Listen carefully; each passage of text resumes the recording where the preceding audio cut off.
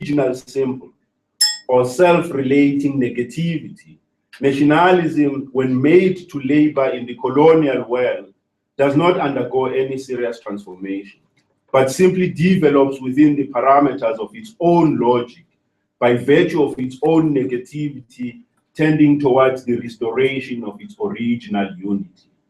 What is therefore transformed is not the meaning of the idea, but the reality and histories of colonial and non-Western society, which become mere moments in the universal unfolding or movement of the idea.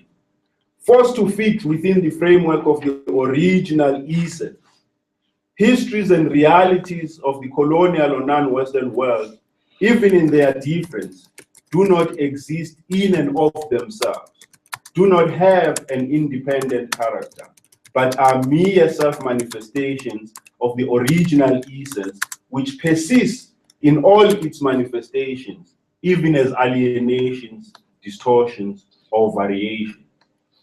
It is not theoretical innovation, but historicism that has made nationalism appear only as universal, not only as universal, but as a phenomenon that has become universal over time by originating in Europe and then spreading to the rest of the world. For this reason, nationalism in the colonial world does not have a theoretical existence. To understand colonial nationalism, we are impelled by those who subscribe to historicist thinking to first unearth the history and meaning of the concept as it emerges in Europe. Armed with that history and meaning of the concept, all that is left to do is to ascertain the extent to which empirical evidence points towards conformity or deviation of particular non-Western societies from the universally replicable Western model. In effect, theoretical categories have already been worked out for us from the theoretically knowable history of European nationalism. By implication, only Western nationalism is theoretically knowable. African nationalism can only be apprehended empirically. The ethnocentric limits of nationalism, of nationalist thought, and its attendant modern framework of, the ethnocentric limits of nationalist thought and its attendant modern framework of knowledge reveal themselves immediately when nationalism, now a normative category, encounters in the colonial or non-Western world forms of historical difference its theoretical language is unable to decipher. Because they are incomprehensible to its lexicon, antithetical to the normativity of rationality, nationalism and its order of knowledge declares these non-Western or pre-capitalist. Essentially, nationalism excludes life, maybe other than rationally calculated choice. So the problem of nationalism, well, I'm suggesting, is a particular variation of a much larger problem of modern political rationality. To demonstrate what, for instance, is or should be the attitude of nationalism towards those forms of life that allow the supernatural, the ancestral, the spiritual, a direct hand. In conclusion, I do have a word for those who, despite everything we have said, insist on the positive nationalism and its discourse. For us in the non-Western world, nationalism's major legacy is political modernity. Remember, what nationalism disputes in the course of the struggle is the right of the colonizers to modernize, not modernity itself. What nationalism quarrels with in the course of the nationalist struggle is the right of the colonizers to modernize, not modernity itself. This, they insist, the right to modernize, they insist, is a right that belongs solely to them. And so in the post-colonial world, the language of nationalists is simply that there is a project of development that is going on, and so every other person has to shut up. So To those who foster upon us the nationalist, to those who foster upon us the nationalist framework as the most appropriate within which to ponder our dilemmas, we must have audacity to speak back to them in Caliban's voice when addressing Prospero in Act 1, Scene 2 of The Tempest. Prospero, like votaries of nationalism and political modernity,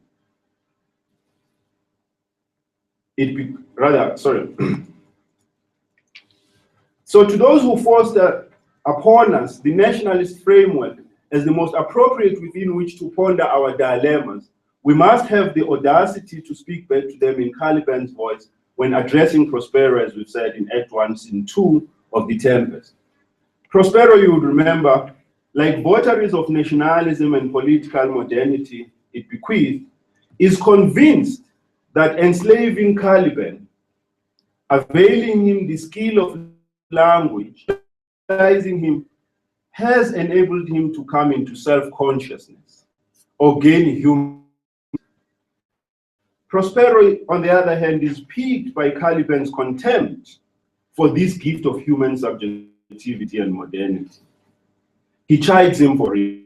And on the other hand, traits with his master to view this gift of modernity and civility from his perspective.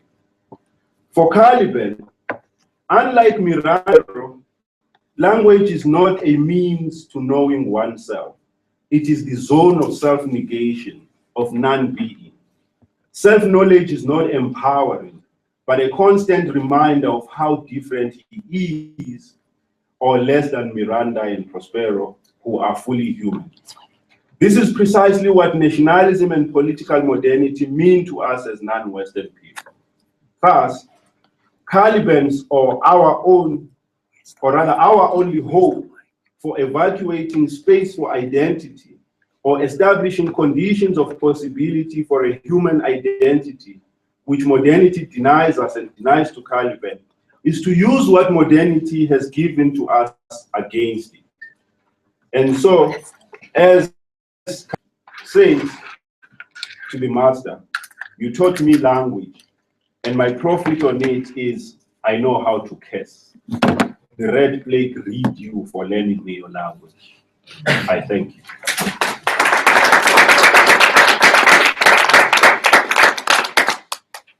Well, many thanks to Lazi for very rich, very provocative inputs. And we now have half an hour for discussion, and I think we'll just open it up. Questions, comments, challenges. Who wants to go?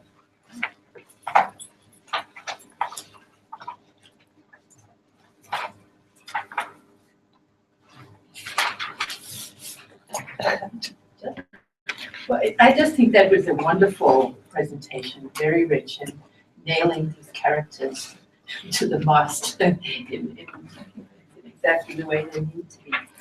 But I guess, one of the things that's really striking to me is how Fanon is missing from so many of these discussions. Chatterjee is writing nationalist thought in the colonial world in 1982. The Wretched of the Earth was published long back. He does not give one word of acknowledgement to Fanon. And, I guess my question, and just as sort of opening out, is, how would a Fanonian perspective speak to these Eurocentric.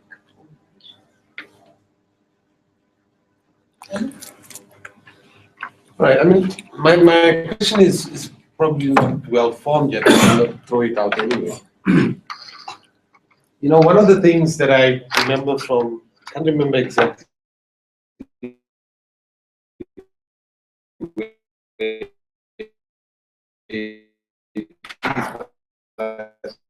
the claim comes from Chatterjee. Yes, that modern governmental forms inserted into a capitalist framework before the colonized emerges as a kind of national subject. And it occurs to me that in that context, the colonized comes to nationalism not as part of the unfolding of capitalism and modernity, but rather as a demand that the colonized actually often opposed. And I'm wondering, does that not change the context of the form, and even in Chatterjee, I mean, we'd see that for this very reason, he would want to affirm a kind of sui generis nationalism of the colonized. So in that case, and then just coming back to your last claim, is the form of nationalism that is used against the colonized of its own kind? If that's Nationalism used against the colonized. I mean, or against the colonizer, by the colonized. Okay.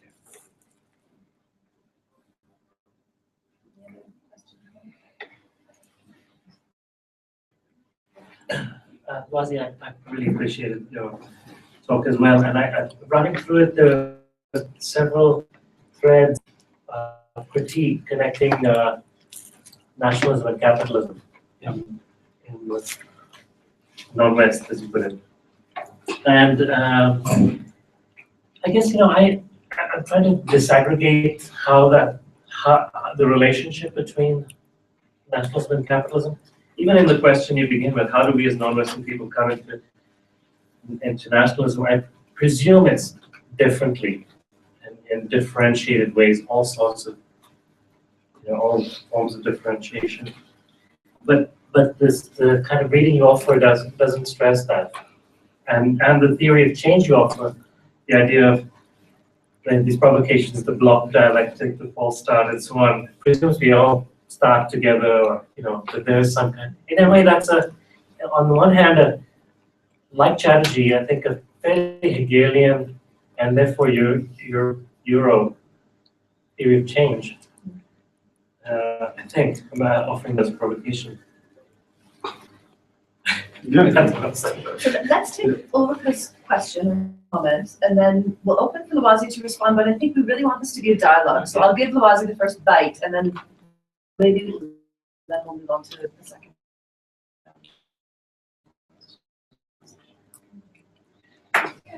Thank you. Well, also starting from the title, which I think is very provocative. What is at stake in the claim that you want to make on nationalism? I mean, why make that claim? And I mean, what is, or maybe I should phrase it differently. I mean, what is in our lefty traditional understanding of the so-called or otherwise national question that would still tie it to nationhood and nationalism? I'm going to answer this starting with, I do not have monopoly over the knowledge. In a way that would also trigger further discussion. But before I do that, maybe an admission is necessary. Father was a teacher. I have sympathies, towards his analysis of nationalism. That said, let me begin. What is at stake? I think there's quite a lot at stake for the non-Western people. One of the claims I make is correct, that what nationalism is meant to impel all of us to move towards this singular future that all societies, according to modernization, are supposed to move towards. What that means is that if nationalism succeeds in moving us all through that path, by the time we arrive at that destination, wherever it is, though I suspect we might never arrive because we have forever left behind that path, it seems to me that there might be a point at which there are modes of being in the world. There is a larger concern I have, being and modes of being in the world that do not conform, to this rationalist outlook towards modes of being which allow in the everyday the presence of the supernatural, the ancestral, what would become of them if we allow nationalism to impel us, through this path towards modernity, so to say. So there's quite a lot of at stake politically and intellectually, in the sense that intellectual level assumes that the nation state is the model of sociality, or is the model. It may be that there are people who do not aspire to be political. It may be that there are people whose forms of sociality is well and complete outside of the bounds of political. I understand. Can I just respond to that? I think I understand that. But my question is, why is that the belief that you want to mount still so high claim on nationhood and nationalism?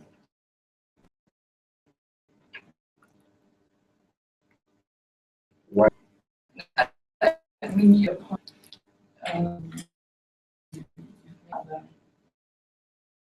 other alternative etc. Some formulations go. But why do you want to hold on to the claim of nationhood and nationalism? Question as liberatory. Why do you want to hold on to the nation? I actually think, as Sharad said, correct. For me, nationalism is a block dialectic for non-Western. Do not privilege either nationalism or the nation state in the argument I made. In fact, what I'm trying to do is, trying to move to a situation where nationalism ceases to be the organizing frame of thought and action in the non-Western world. So I hope, and I'm not trying to, I have absolutely no fascination, with nationalism. Moving to Sharad's point, quite right. I mean, it's the dilemma that, the non-Western world faces. We talk of the non-Western world as though it was this unified, place that, shares, I suspect because first the problem has been to debunk this unifying discourse of Western modernity that characterizes all of us in the non-Western world as the same. There has been a folly within non-Western thought, that fails to disaggregate the different moments. The one moment, for instance, when I disagree with Partha is when he suggests that, in the non-Western world, nationalism, everywhere in the non-Western world, nationalism has two forms, the one that is interior, that is spiritual, and the one that is. And here, I think that what Partha is doing is to expand beyond reach, the reality of South Asia, India particularly, where, spiritual holds its fort against modernity. And he assumes that, everywhere in the non-Western world, you have that spiritual civilizational culture that, is holding its fort again. So there is, I admit, a folly in the way in which we think, in the South, particularly those of us who want to debunk, all that is imposed, by Western, metaphysics on us. And so if you went, for instance, into a more disaggregated study of nationalism between South Africa and India, vast differences, as much as there are similarities, but, there will be vast differences.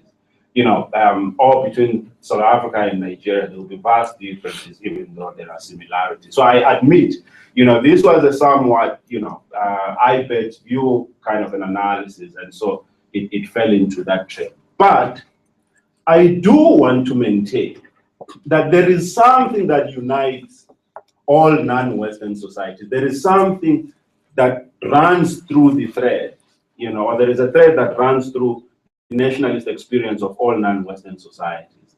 It is that in all non-Western societies, nationalism represents a non-autonomous discourse. It is that it is a discourse whose parameters, whose values are already set. It comes completely packaged in the non-Western world, and that is common, to all non-Western societies. The other thing that I think is correct, the reason I went, into Gellner and Anderson to a large extent was basically to establish that connection between nationalism and capitalism, to show that nationalism basically emerges at the same time with capitalism. We could read it, for instance, not even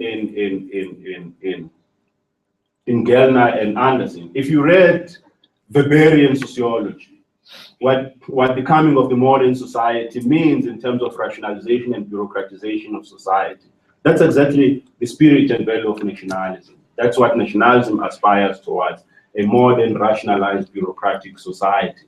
So I think the connection, if you were able to successfully debunk the connection between capitalism and nationalism, my argument would fall. It won't stand, because then the whole concept of modern political rationality I would not be able to sustain that if capitalism and and nationalism do not emerge at the same time. I may not agree with Gellner in his suggestion that nationalism is nothing more but a functional requirement of capitalism. But I think there is a close, the desire towards homogeneity is a spirit that capitalism gives to nationalism.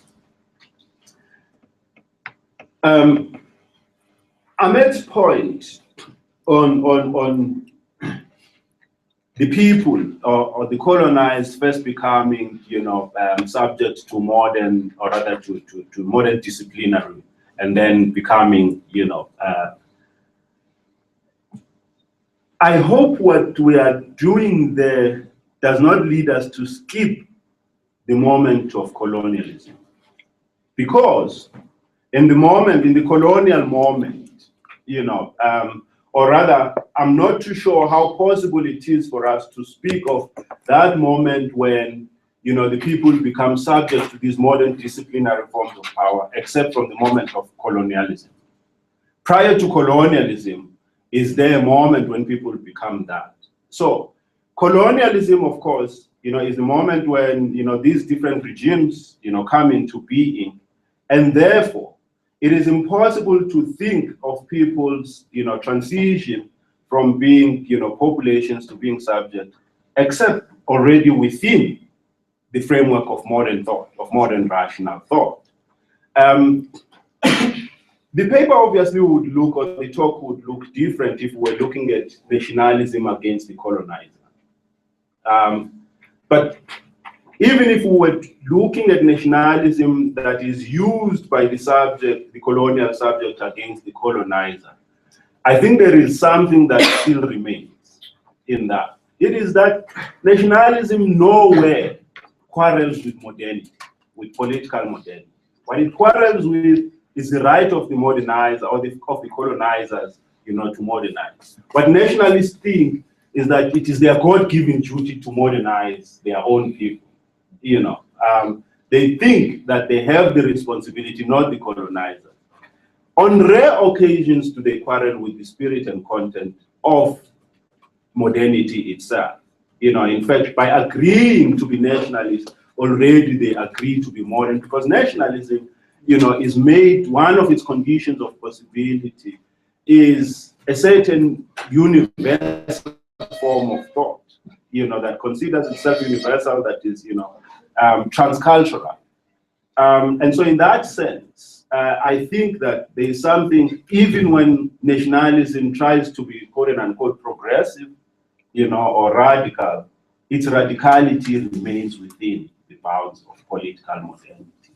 It doesn't, break the bounds of political modernity. One of the lessons I take from Partha is that the limit in the study of nationalism is that in the non-Western world is that it begins from the moment when the colonized struggle against the colonizers in modern organized form. So when we think of nationalism, we think of it at the moment when modern political organizations come into being. He suggests that there are forms of nationalist agitation that precede this moment. And perhaps here we might find a lesson. In South Africa, there is a good example of the cattle killing movement of 1856 to 1857 in the Cape. What that movement hoped for was a complete transgression, of the modern secular form, of being. The hope was that, there would be a possibility of emancipation where the people would be able to go and live beyond the bounds of modernity. And those examples of, agitation, unfortunately, are excluded in the study of nationalism because nationalism begins from modern political organizations. So the cattle killing in South Africa, for me, represents one such example where we have to look at what were the possibilities, entailed in those forms of protest that did not subscribe to modern political rationality. Lastly, Fanon is obviously missing from Partha. I mean, it's a difficult excuse to make for Partha not to have regard for that body of thought. My little exposure to subaltern studies for 2 years living in their headquarters in India, in Calcutta, is that they came out of a strand of Marxism, in that part of the world that is called the Naxalite movement. The Naxalites were a confluence of, different strands of Marxism. But in a nutshell, they reach a point where they are not sure how to take forward, their struggle because they refuse to participate, in modern political institutions. And so the Naxalite movement ends up, wanting to remain outside of, the modern political system.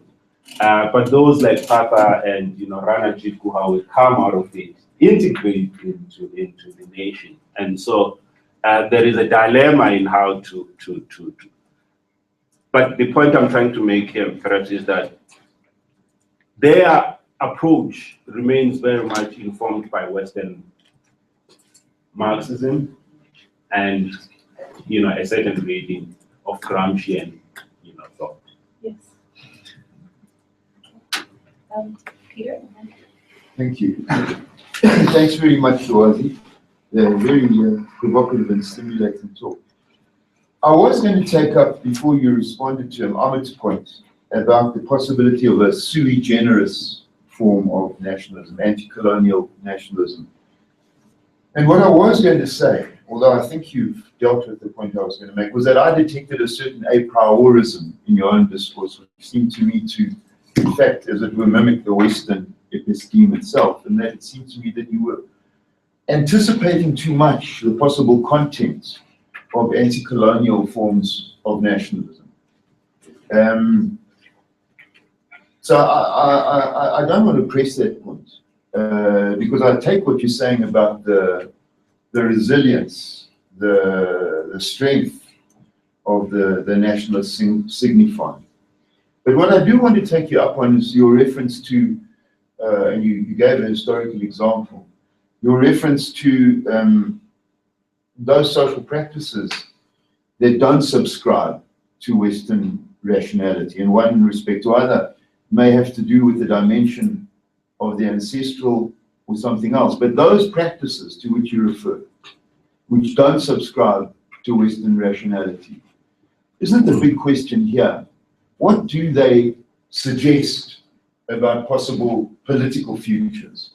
if we want to problematize the idea of the nation state and to problematize the notion of emancipation through the national state, the nation state, and we're going to draw on certain practices that don't conform to Western rationality in formulating our political alternative. Where do we go from there? Yeah, the paper, yeah, is indeed a useful provocation, I thought, and precisely I think it reaches this cul-de-sac that Peter is pointing out. In my view, you see, like when Marx talks about capitalism in the Communist Manifesto, you look at the drama of capitalism, its march across the world, its breaking of boundaries, and so on and so forth. It's such a powerful, it's a powerful system. Fanon takes as well the extent to which people get disorganized in their forms of living before interacting with industrialization and so on and so forth. So much so, he's very reluctant for claims of some pure past and so on and so forth, that there are possibilities of emancipation in that kind of thinking. So often people want to take on the system. They don't think, we'll find our own life beside this thing of work and industry and smartphones. Capitalism is so totalizing. Like, maybe there have been systems that are oppressive before, but we can't think of them, that have traveled the world, disorganized social forms of living across the world, and brought so much homogeneity. Maybe we can contest to what extent all of the world is homogeneous, but there's one thing, like there's an agreement that there is a forward march of capitalism. Everybody is turned into a worker, and we all work to live, all of us, including, Marx says, capitalism will march, it will put a price on a priest. It will put a price on a lawyer, on honorable, even TB Joshua sells water. He sells it's holy water. It has a price tag. What I'm saying is, this escape, I don't know.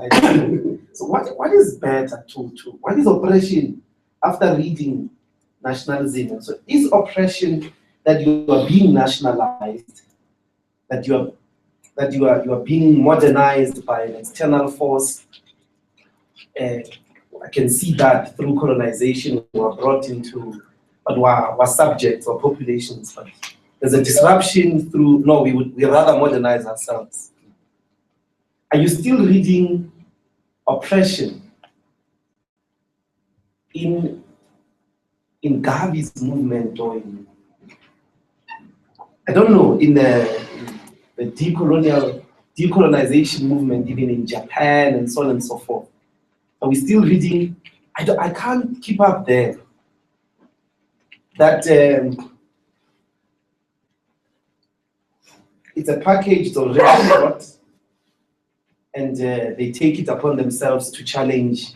Are you not acknowledging that the package itself can work, or it does work, to secure certain autonomy, or you're denying autonomy completely to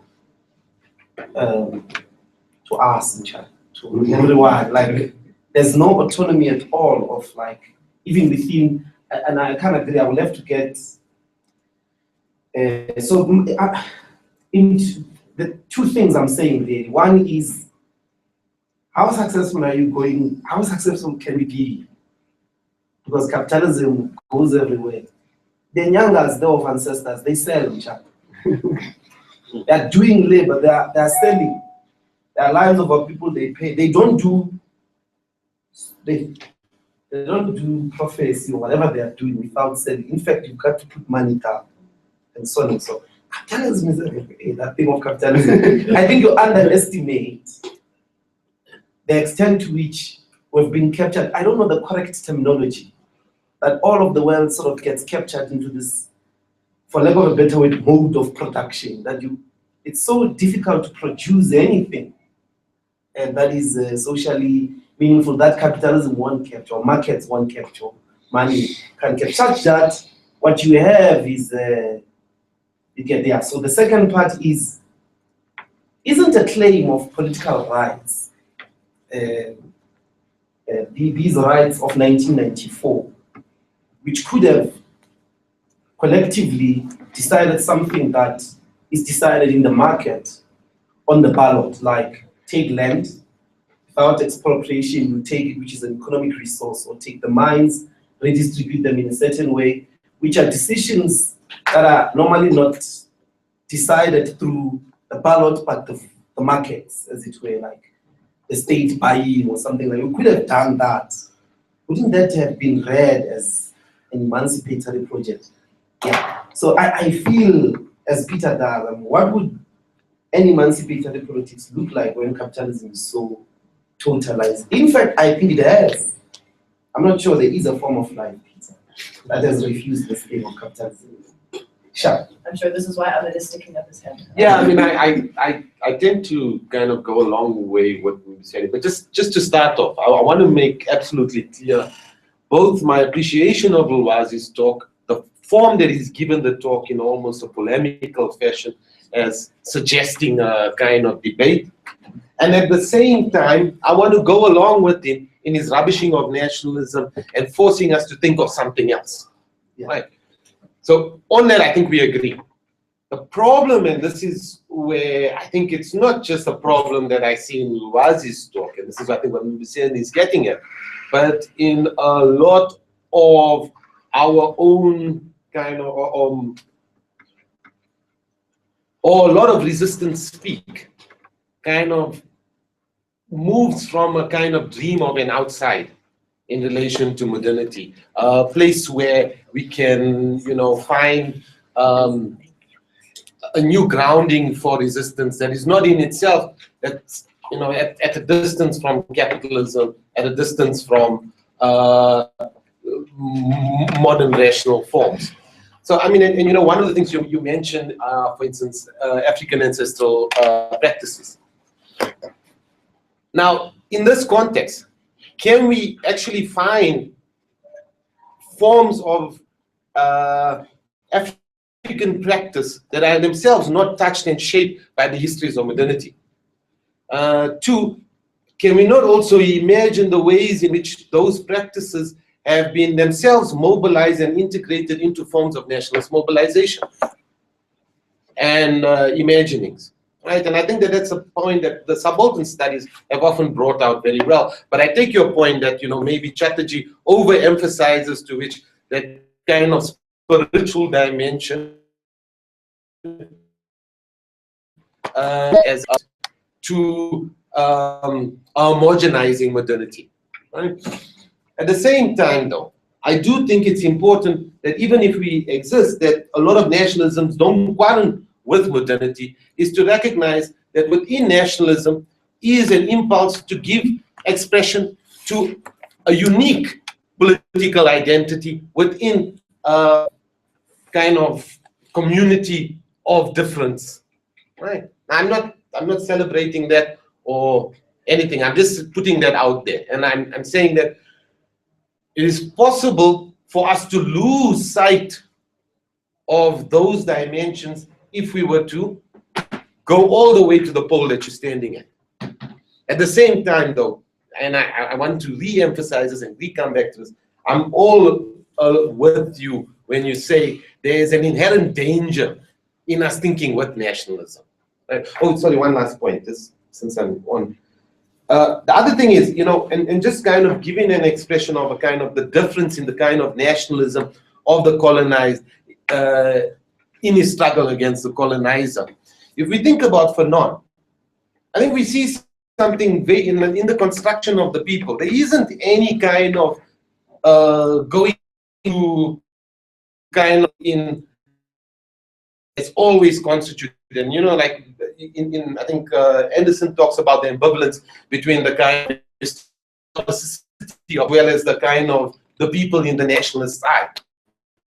Well, the people is always the political project that belongs to the present. It's a kind of immanent constitution without the transcendent referent. So even though I have kind of problems with how we think with nationalism, and I'm afraid of what's often known for that, there is, it seems to me, a very real difference on that scope. Yeah. Sorry, in some ways, I could be following America. I think there is no outside.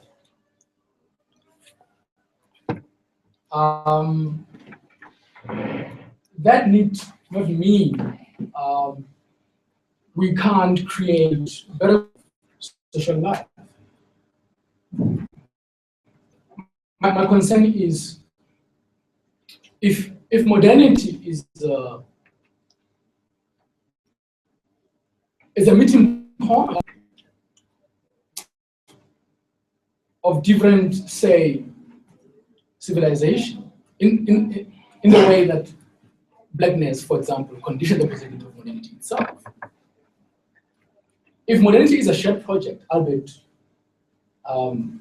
unequally, I do not see why nationalism cannot be a shared project, at least paradigmatically. We will have to account for the Haitian Revolution, precisely because it is a kind of nationalism. The kind of nationalism that we witness maybe in the West in the 19th century. I think Anderson makes this point in his text. But that kind of nationalism need not be a modernizing project necessarily. So I'm fairly unhappy with the idea that nationalism necessarily.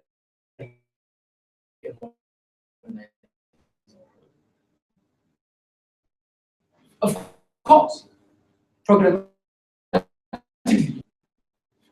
that to lead in a particular direction, that to think, yes, within a particular national project. Of course, it's not concerned with the nationalist project per se, but to be national, in a sense, has its own pitfalls, which could be transcended if one enacts a kind of ethic which he calls social consciousness. So I'm not sure we have to be radically paranoid about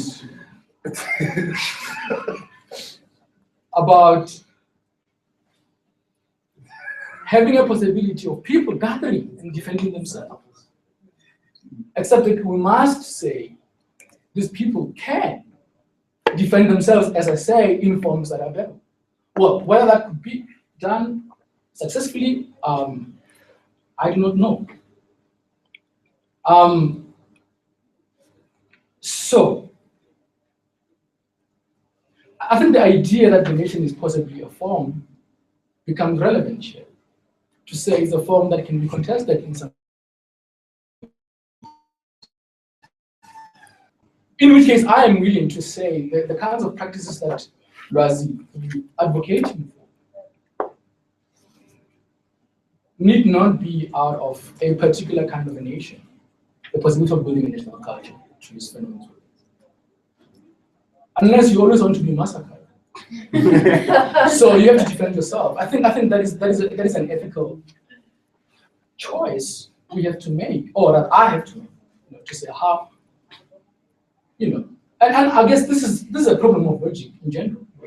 If the world moves in a particular direction, I mean, I have to appropriate, this direction for a particular end. I guess I'm just provoking. Yes. Yeah. So I'm going to follow up on that with some questions that are very basic that I've been grappling with over the past few weeks as some of us have been reading together. And hopefully they're so basic that they're silly and we'll clarify it. But it has to do with this, first of all, this constant slippage between nation nationalism and nation state that seems to appear within all of the literature.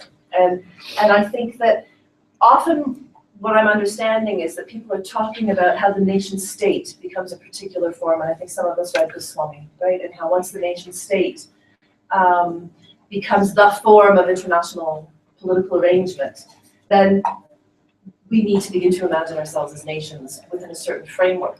But that's, or maybe I'm misunderstanding that. But so, and I think that links to the point that you're just making, right? So if you've been colonized within this national system of nation states, if you want to resist, it's in a certain respect has to engage with that. But what happens?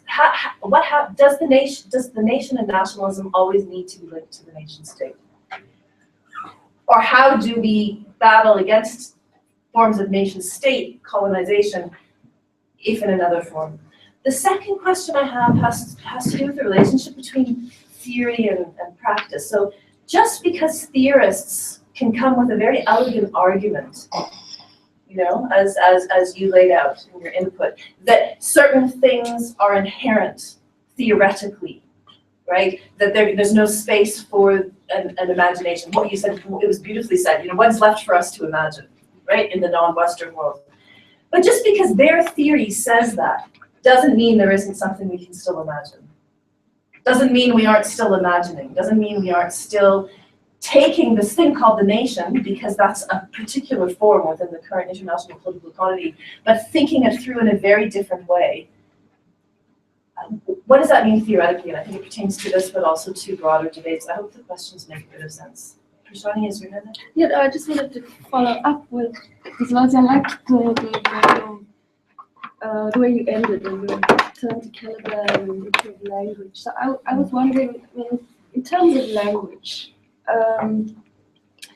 is it always a cage from which, or a cage to which confines us? Or is it something that we can appropriate and use to use significantly? So, and I think that links up to this question, these questions about alternative forms of imagination. Okay. Again, I'm going to answer very vaguely so that we can have some space for continued disagreement. Generally, my aim is very modest. But what I'm hoping for is very modest.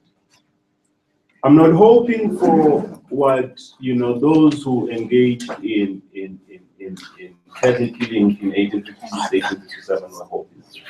What I'm hoping for, first and foremost, is a realization by us and by votaries of modernity that the nation state and the modern form of sociality is not an inevitability.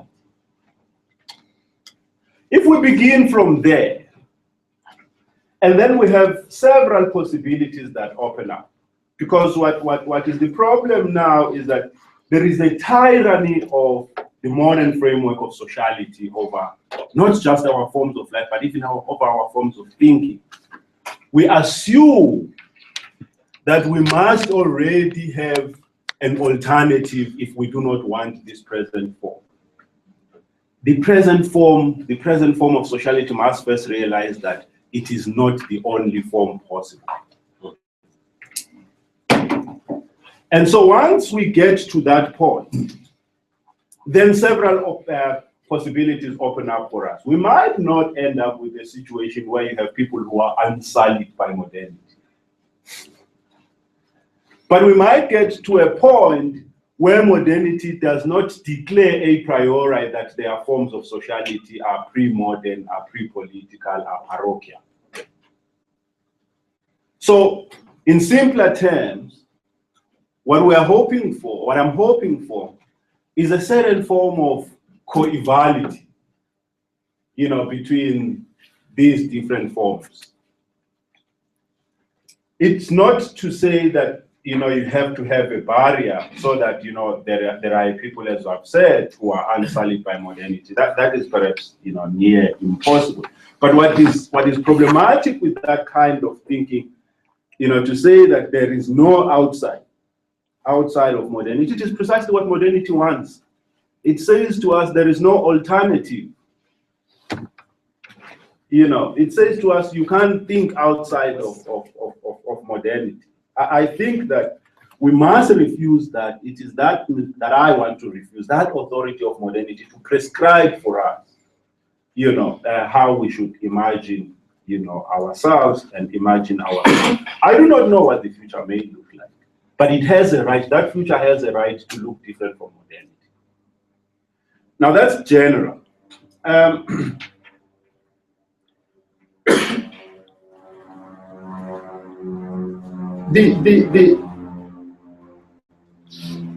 To begin from Peter's point, what do these, you know, and these you know, forms of sociality suggest for the future and the nation state, or where do we go, you know, from here?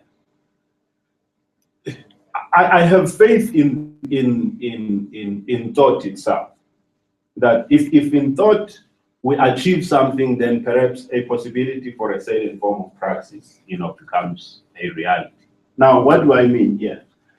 You know, once we allow these other forms of sociality not just to exist as cultural forms, as we think about culture as this object, you know, as this empirical object, but if we think of these forms of sociality as also spaces of thought, as philosophical locus of thinking, it means then that we are like to be able to come out of that thinking process, which has a different starting point from the starting point of modernity. So our categories cease to be the categories of capital as Marx gives them to us. We may begin with other categories. You know, we may begin from somewhere else in our thinking, such that perhaps even the distinction between the traditional and the modern does no longer make sense. So my point is that maybe these forms of sociality do have a right to become, you know, philosophical locus of thinking, you know, and from there, they might give us, you know, a way of thinking that is not, you know, does not have modernity, you know, over it.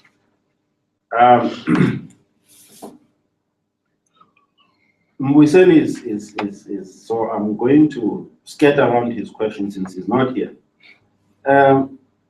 I think that if we begin to thought in that way about capitalism as this totalizing system, so maybe then even Marxism that he seems to refer to does not make sense. It has to give up even before the fight. Because I mean, if capital is so powerful, you know, then you can't fight against it. Maybe even Marxism, socialism also has to give up, you know, if capitalism was that totalizing.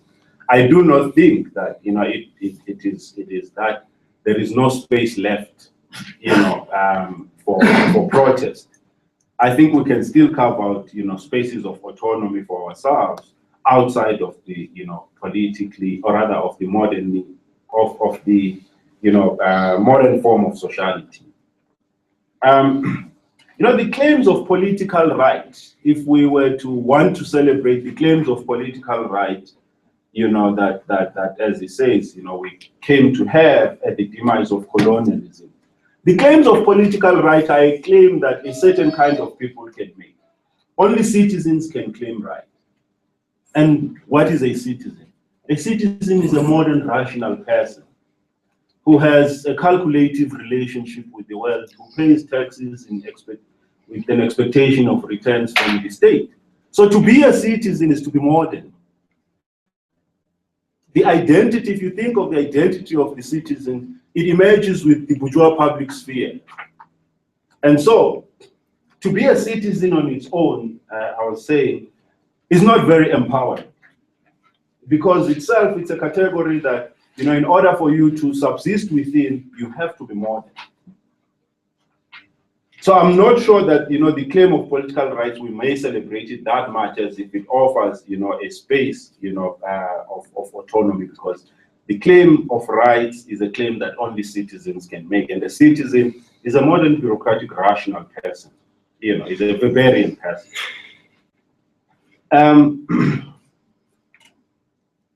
The use of, you know, to turn to Melania's point about nationalism, nation state, and there is a certain, you know, conceptual ill-discipline that, of course, comes in the way in which I have used this concept.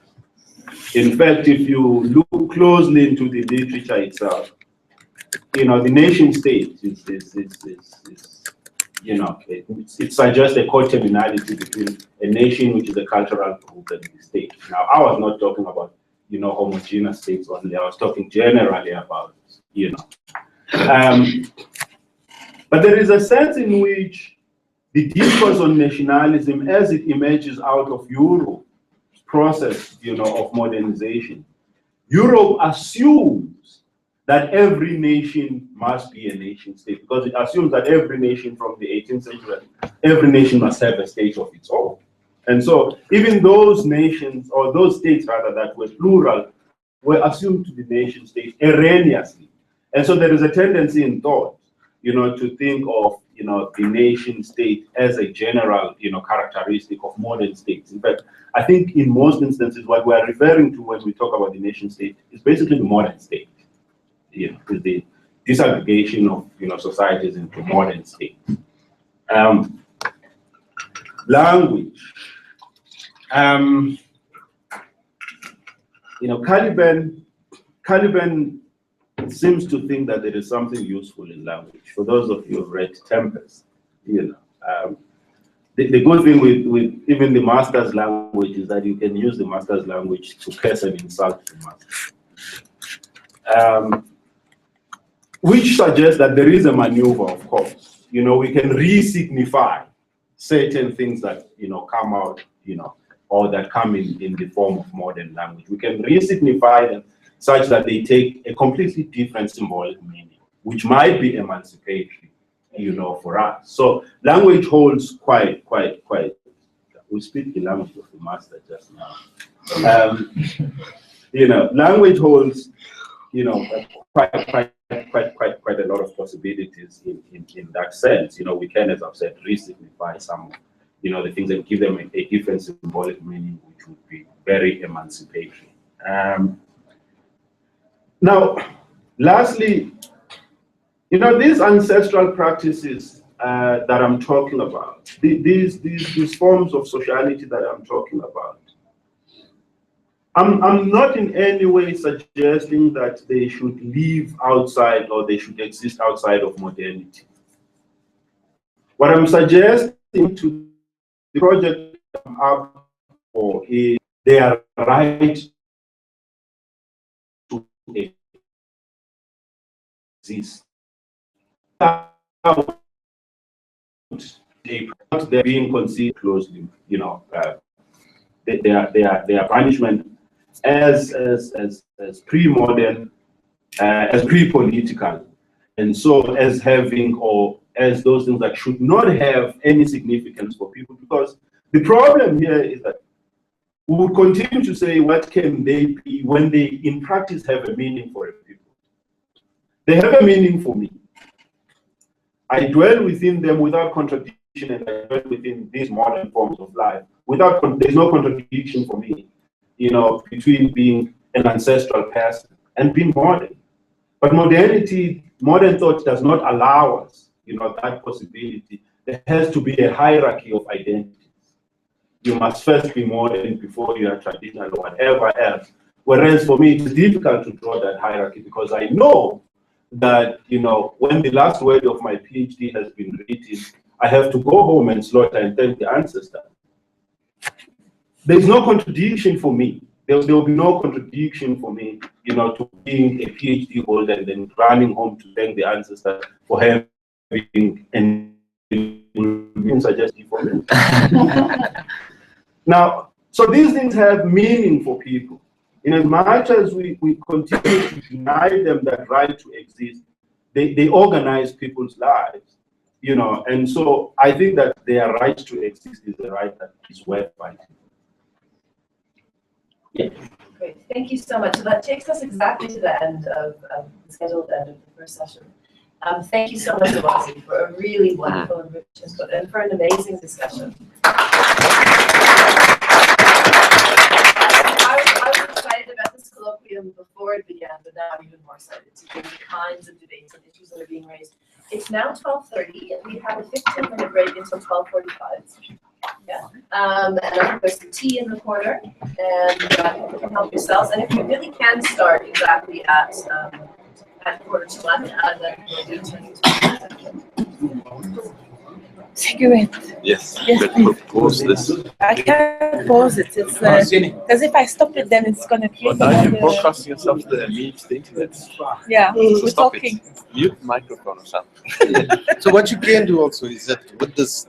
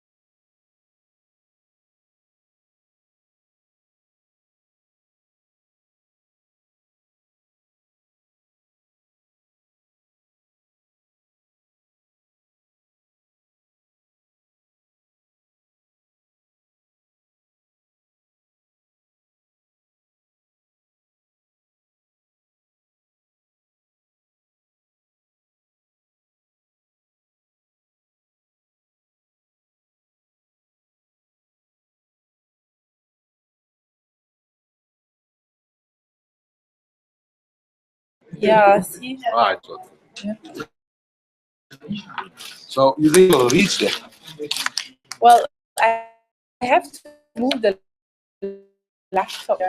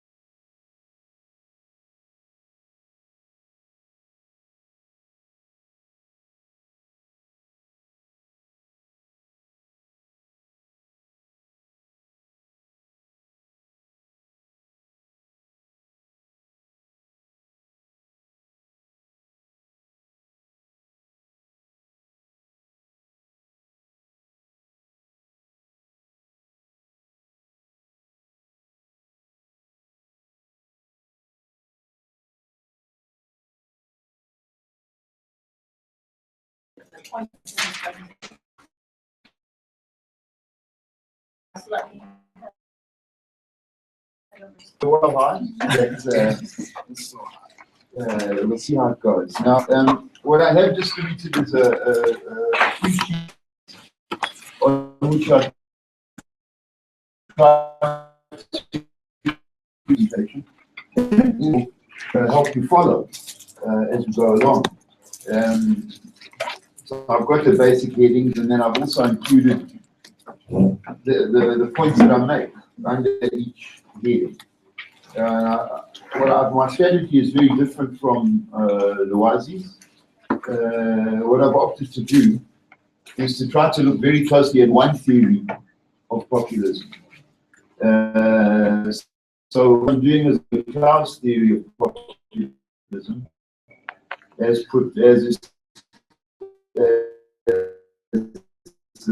constant on populist reason.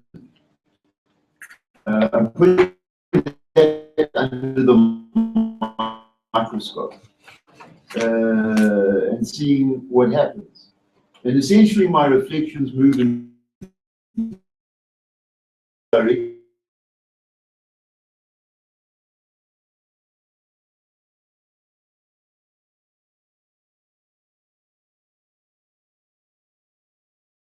as you'll see, my argument is that something goes wrong with Cloud's notion of hegemony.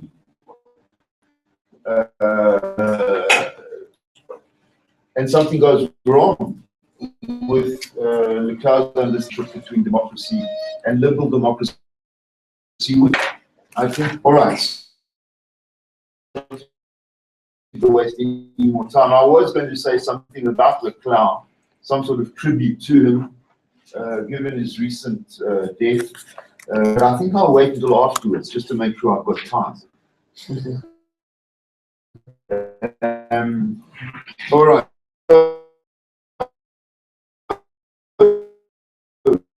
I'm keen on populist reasons to show that populism is not necessarily totalitarian. And produces that populism is necessarily non-totalitarian. We've seen this before for example, Althusser and Balibar tackle head-on the Marxist theory of history as governed by the telos of the proletarian revolution. They end up with history in terms of which it's necessarily not dialectical. That is, for them, for structural and not conjunctural reasons, it's a process of reproduction. And of course, thereafter, they spend the rest of their careers trying to reintegrate class struggle into the concept of modern. Anyway, I'm suggesting that the same structure of argument bedevils the cloud.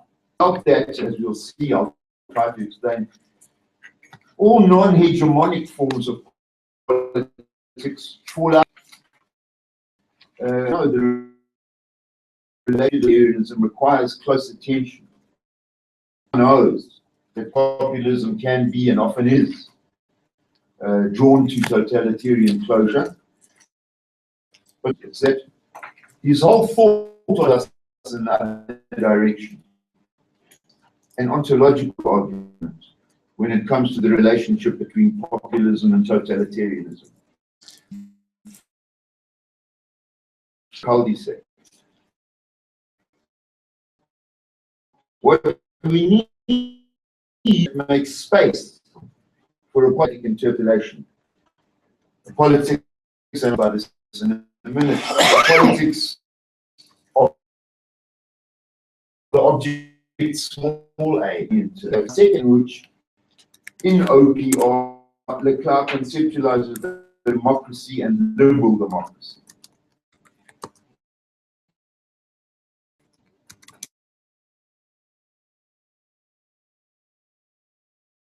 This treatment of the discurse.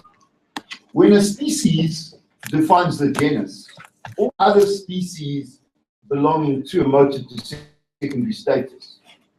Here in Leclerc, a silent slide occurs from individual freedom to liberal freedoms. And these latter liberal freedoms are then equated with democratic freedom. So that any liberal political form is ruled out of court. So the difference, and this is the important point, between liberal and popular democracies as state forms, gets elected. Now, my criticisms don't come from outside the Leclerc's own conceptual points of reference. That is, they come from within discourse theory. I'm not adopting an immanent Nedry and Hart.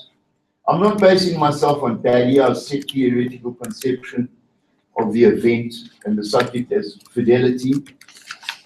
But I do side with Zizek, the subject. All this is done within the theory of the state.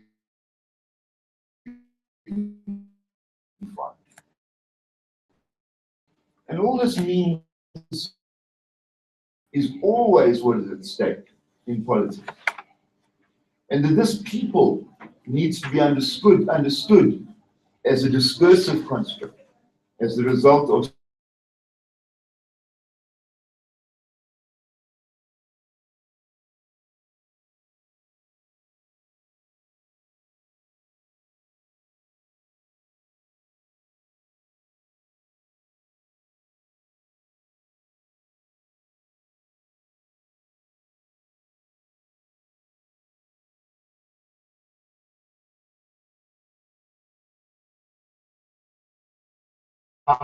is what we are experiencing as populist intervention. Is it a message from the future? Are these elements, are these the elements of new popular formation in the making? All right. So why are we discussing populism today? Isn't it because new actors have emerged on the South African political scene, bearers of unfulfilled demands? Not requests, but claims. Demands around which are perhaps crystallizing a new construction of the South African people. Constructions which challenge the understanding of the South African people as a national democratic subject. You could see South Africa today as a situation in which an established hegemonic subject is increasingly unable to interpolate the bearers of unfulfilled demands, and that the national democratic project is in the process of losing its breath.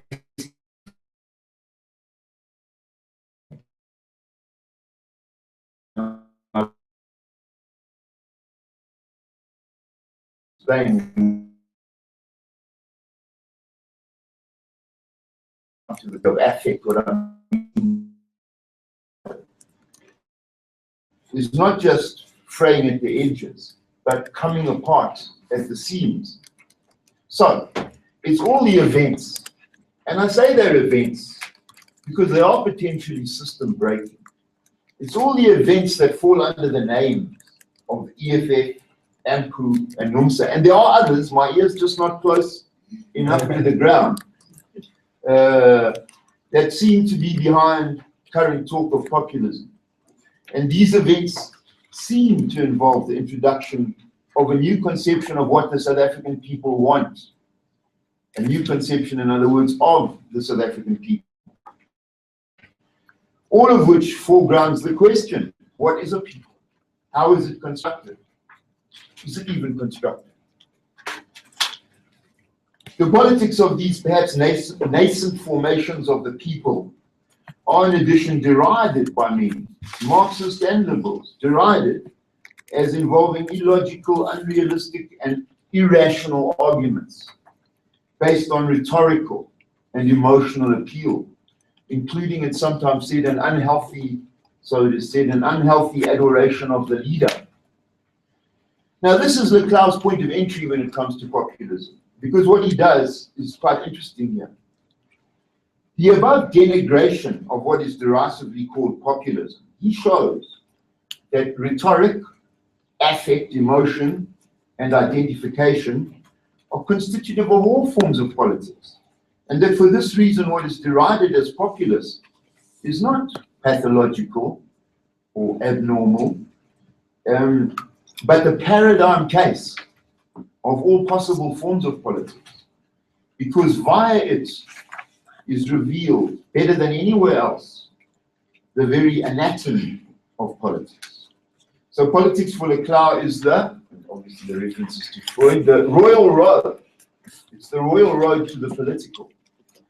He effects, in other words, a Copernican revolution with what was previously at the margin, populism, now at the center. Politics in the rational mode is now populism in disguise.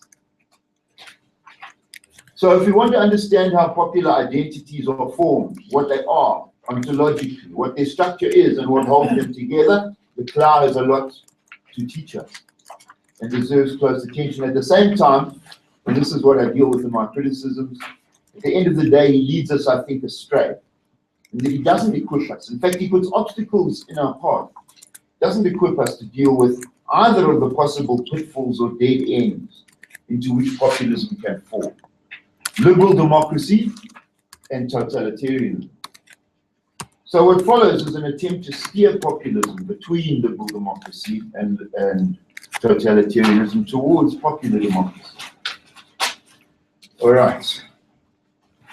So now we're at 2, exposition. A, the discursive construction of the people.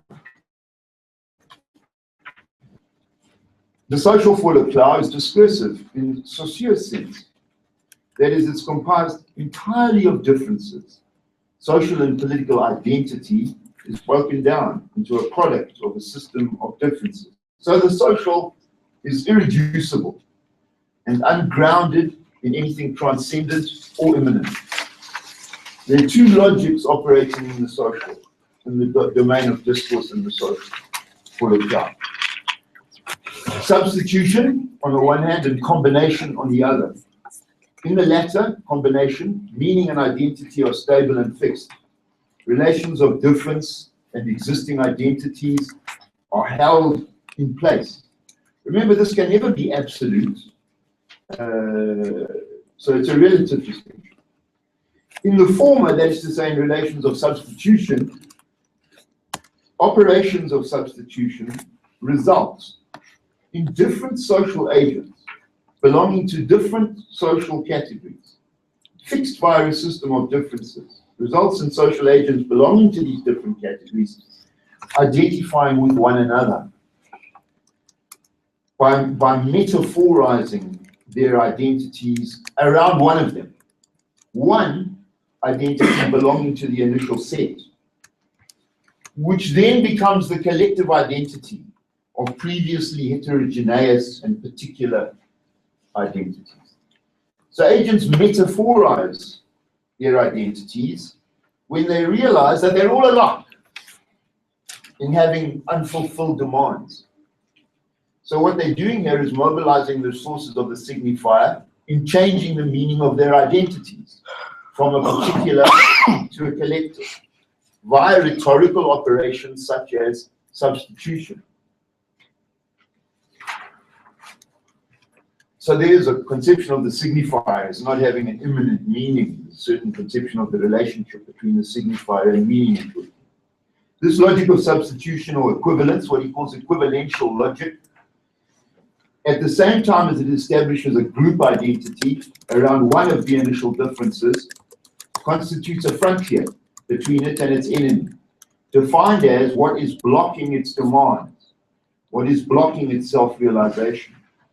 Thus, out of a series of unfulfilled demands asserted by heterogeneous and particular identities, is a people formed.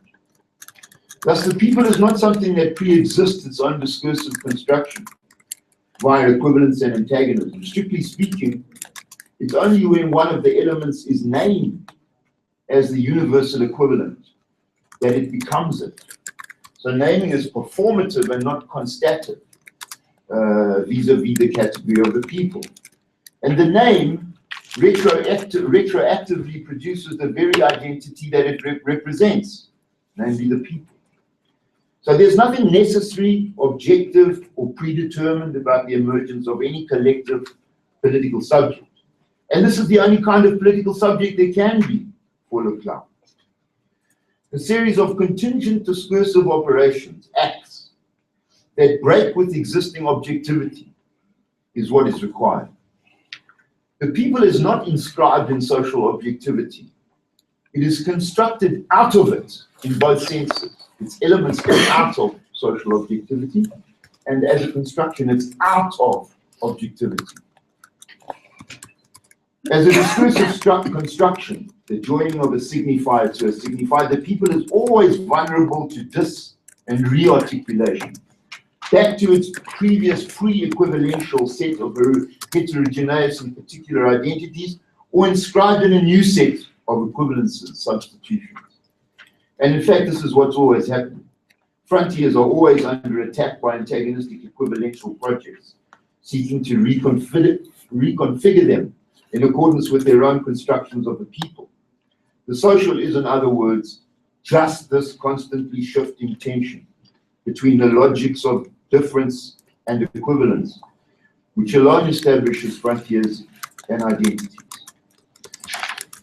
This is politics, the variety of discursive strategies. And remember that by discursive, one isn't simply referring to the verbal word. Marches, demonstrations, and street fighting are part of discourse.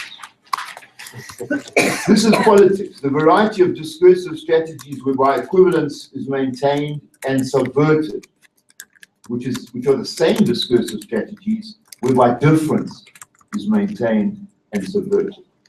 What drives these operations? Apart from affect, which I'll come to in a minute, and which is one of the main novelties of on populist reason for Leclerc, his attempt to introduce into his theory of political signification a theory of enjoyment. What drives these operations, apart from affect, is the fact that there will always be unfulfilled demands. That these can never be fully recuperated within the social, precisely because of the discursive nature of the social, which prevents it from ever closing in on itself into an identity.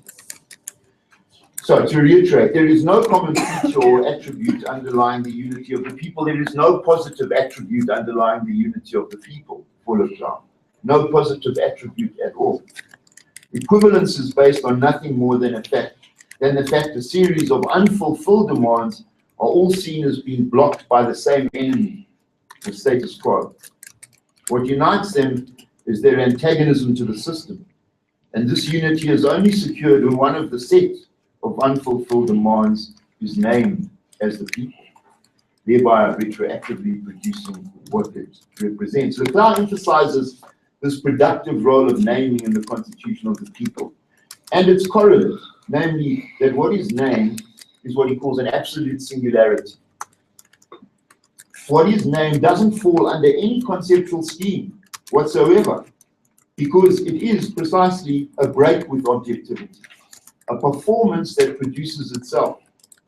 Thus, the people doesn't, as it were, flow imminently out of the particular identities comprising social objectivity, but is held together only by contingent acts of identification, of substitution, which are simultaneously reflexive acts of naming. Leclerc goes further. The ultimate locus of the singularity that is the people has to be an individual, namely, he insists, the leader. All politics, in other words, whether you like the idea or not, involves identification with a leader. Right, so now we're moving on. No, what are they? Thanks. We're moving on to 3. No, yeah, B. The people, hegemony, meaning, and ontology. The process we have been examining, whereby some signifier emerges as a signifier of the people, as a result of a series of identifications, the logics of equivalence and naming, is what Leclerc calls a hegemonic articulation. But this logic, whereby some part contingently assumes the status of the totality, and that's what he means by hegemonic logic, is also for him the logic of signification itself. And it's also the logic of enjoyment itself. To the point where he claims that it must replace all previous conceptions of ontology. Starting with Saussure's concept of the discord, of the discursive as differential, Leclerc points out that if we follow the differences, we'll never reach the end, a ground which fixes particular meanings. But this is precisely what we need, access to the totality, the universal, in order to produce any meaning at all. Hence what we seek is both impossible and necessary, what he calls an impossible object. As we see, reference to Saussure, the absence of a final suture is constitutive, not empirical. Fullness can only ever be absent. And Leclerc's way out of this problem is to propose that what happens is that some signifier comes to stand for this impossible fullness, this absent fullness. It totalizes all the differences so that signification can occur. Of course, this signifier is not really transcendental or transcendent, but only plays the role. That is, it's a quasi-transcendental. They treated these signifiers that occupy the place of meaning, they treated as marking out a determinate symbolic horizon within which signification can occur. They stand for the necessary absent fullness of meaning, and are thus the famous points de capiton, or quilting points, of Lacanian theory. This is where questioning comes to an end, because they are accepted as establishing the horizon of all possible meaning. And they've got to be empty, insists Leclerc, these signifiers that play this hegemonic role. They've got to be empty, that is to say, they've got to be pure signifiers without determinate content, because they establish the possibility of all content. They're not fixed, because they do the fixing. These are the same signifiers we encountered earlier, those that are emptied out, so that they can totalize an equivalential chain. Take up the role of representing all the others in a determinate figure of the people. But the people doesn't exist, just as the impossible object doesn't exist. What exists are particular constructions of the people, which stand in the place of the mythical full people. Hegemony involves a very specific mode of totalization, in other words, which preserves for Leclerc the tension between the universal and the particular, in that no particular, by immanent truth, takes over the place of the universal, but is instead elevated by the other particular to be a name for the totality. The mode of totalization that Leclerc contrasts with hegemony is when the impossible object is not treated as such, but as an empirical object, which can be realized and fully possessed. The result is the eradication of particularity in favor of universality. That is, an alignment of universality and particularity in which particulars are simply forced into line, and whereby the universal erases whatever stands in its way. Here the people is fixed forever, frozen into a coercive universality, in other words, totalitarianism. One can already see how hegemony and democracy are linked in Leclerc.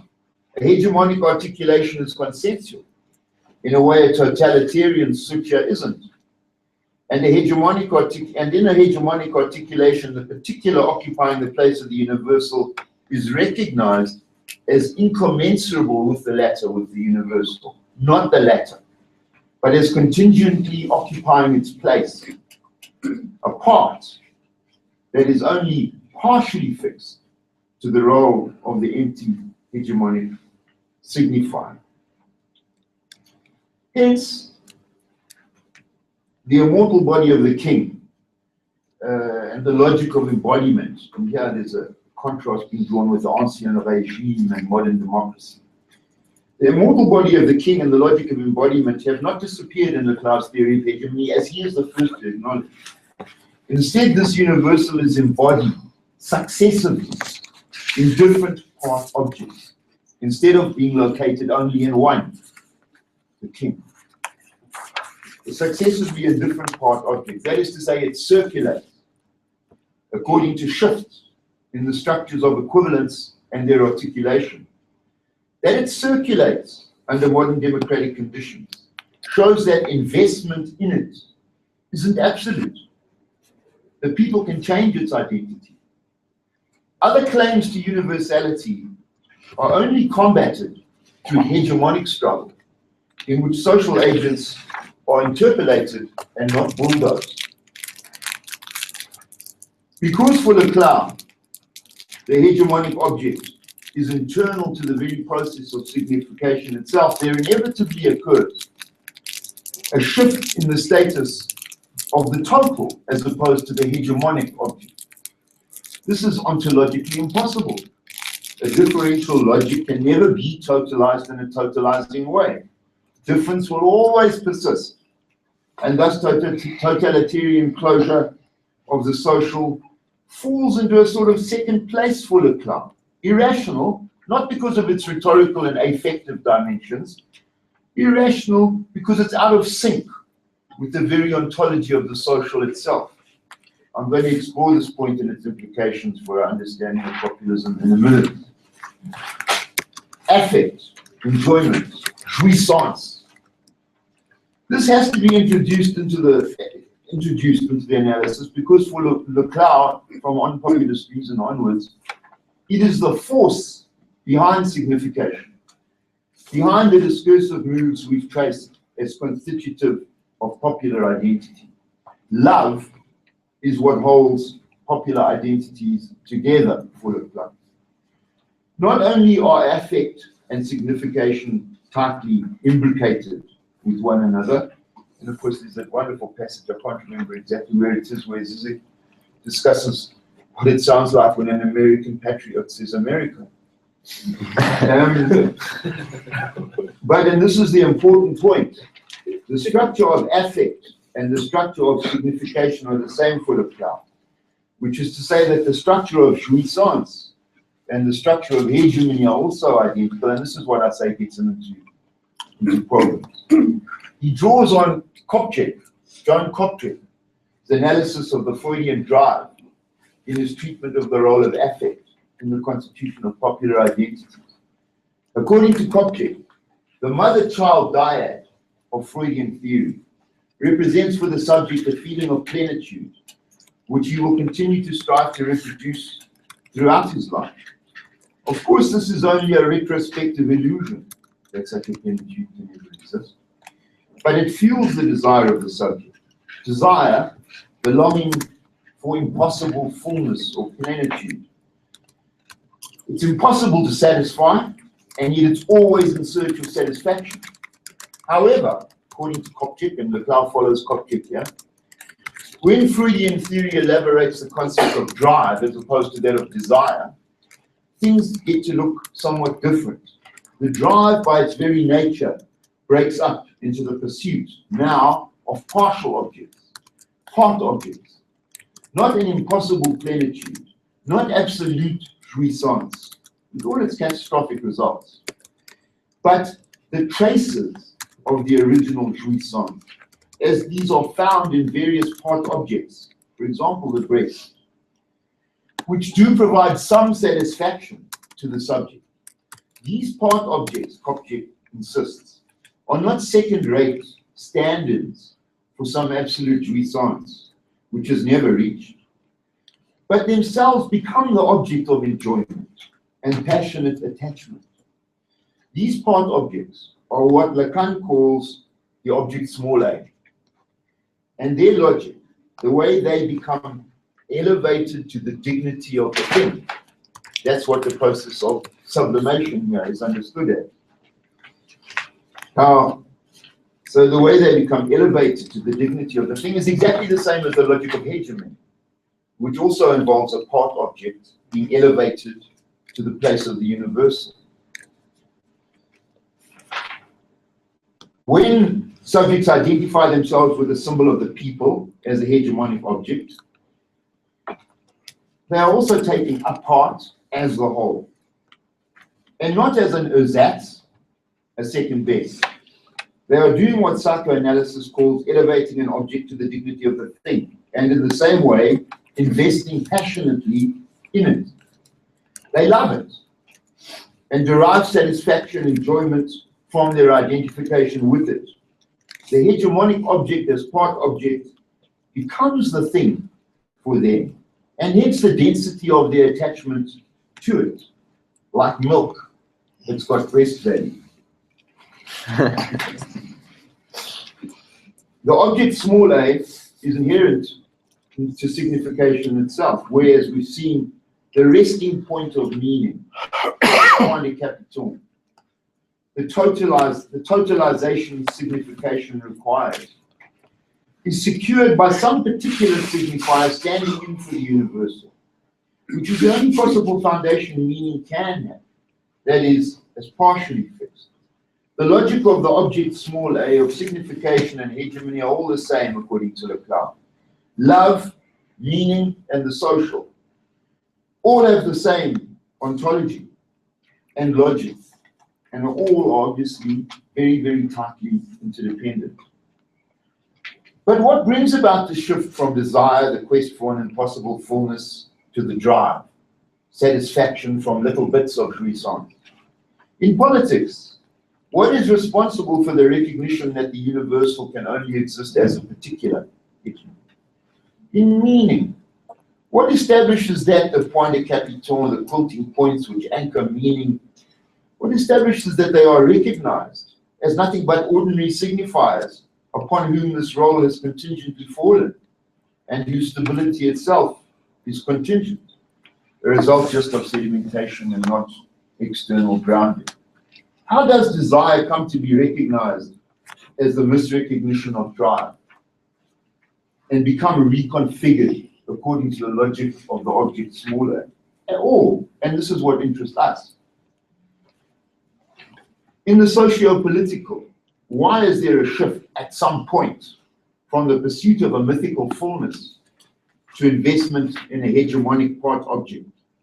Why, for Leclerc, is totalization hegemonic and not total under modern conditions?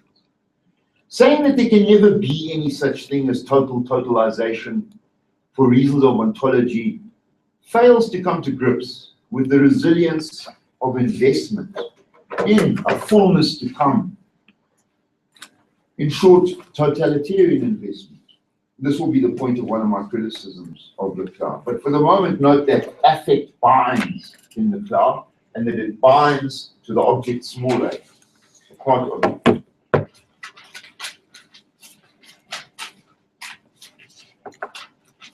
Okay, now we're on to the last bit of the exposition.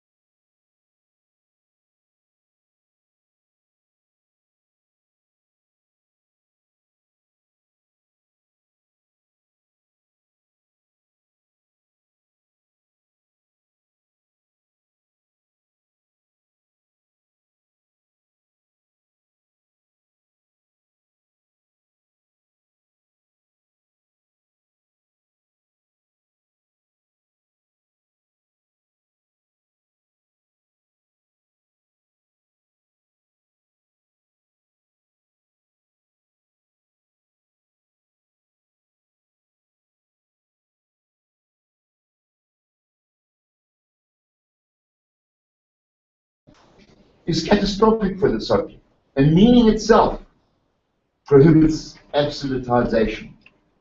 Claude Lefort, the same point a long time ago, when he said, when he referred to the impossibility, the structural impossibility of eliminating differences and indeterminacy, the permanent sticking together of a particular and universal to failure. He said it just can't work of totalitarianism. And here the old recognition-misrecognition couple is wheeled in. What is involved in any attempt, be it Hegelian, Marxist, or populist, to universalize by forcing particulars into line, as it were, is a failure to recognize. It's a misrecognition, in other words, of the ontology of the social. But the problem, of course, is that this has never presented some very long-term attempts to do precisely that, some very long-term attempts to possess the lost object, to rejoin directly the thing, from long-term attempts to totalize in a totalizing way, from staying on the path of design, and nor from doing whatever is believed necessary to obtain this absolute result, which, as we know, involves politically transforming the other into the same. Leclerc short-circuits the gap between ontological and ontic when he moves directly from ontology, the ontological gap, to the political terrain, the political gap, hegemony. Hegemony, whether he wants it to or not, becomes a norm. It appropriates the genus politics, plunging totalitarian attempts to totalize in a total way into secondariness. This ontologization of hegemony, ontological normalization of political hegemony, means that the political gap no longer has to be minded, as he once said, we must mind the gap. It minds itself. Klaus' argument from ontology leads us, I think, into this cul-de-sac. Goes a little further. It's almost as if modernity, the breakthrough of the signifier, had to occur for Leclerc, and that all totalitarian attempts to force the signifier back will fail for the same reason. What we have here is a return of teleology, but not the old teleology of Marxism, not of substance and closure, rather a teleology of the signifier, from the signifier in itself to the signifier for itself. A teleology of openness, indeterminacy, which in its own way is as conceptually and politically disabling as the old story about the forces of production. Once you clarify the status of the populist subject, the attraction of final closure of the one for such a subject becomes a major concern. Remember, the populist subject is itself a singularity, not only the leader. The populist subject is itself a singularity, which can't fall back on transparent criteria or rules of identity. She has no objective borders or boundaries on which to lead. She is a name, nothing more. And this discursive point is itself having constantly to be renamed to catch up with the ever-changing configurations of unfulfilled demands. So naming is renaming. And it's always without the security of transparent and fixed criteria, because naming involves the creation of new criteria. Thus, the popular subject has to be, and this is an expression of Leclerc himself, the popular subject has to be a hero of a new type.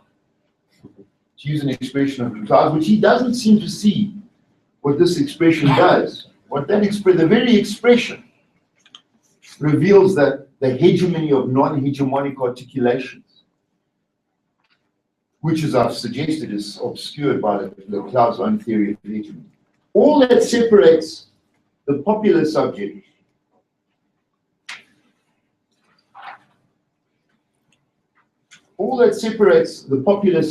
qua singularity, who enjoys not having an identity, not having the object, who enjoys the non-being of a want to be. All that separates this popular subject from the paranoid subject, who on the contrary desires plenitude and blames the other when it isn't achieved.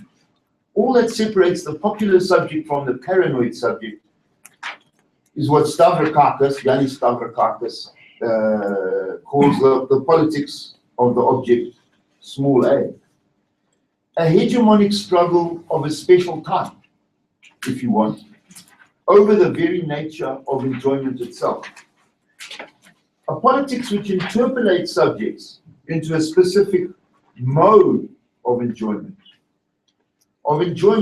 as the enjoyment of the object, small a, into the democratic mode of enjoying the not all as opposed to the total. So the popular subject is like the feminine subject in Lacan. The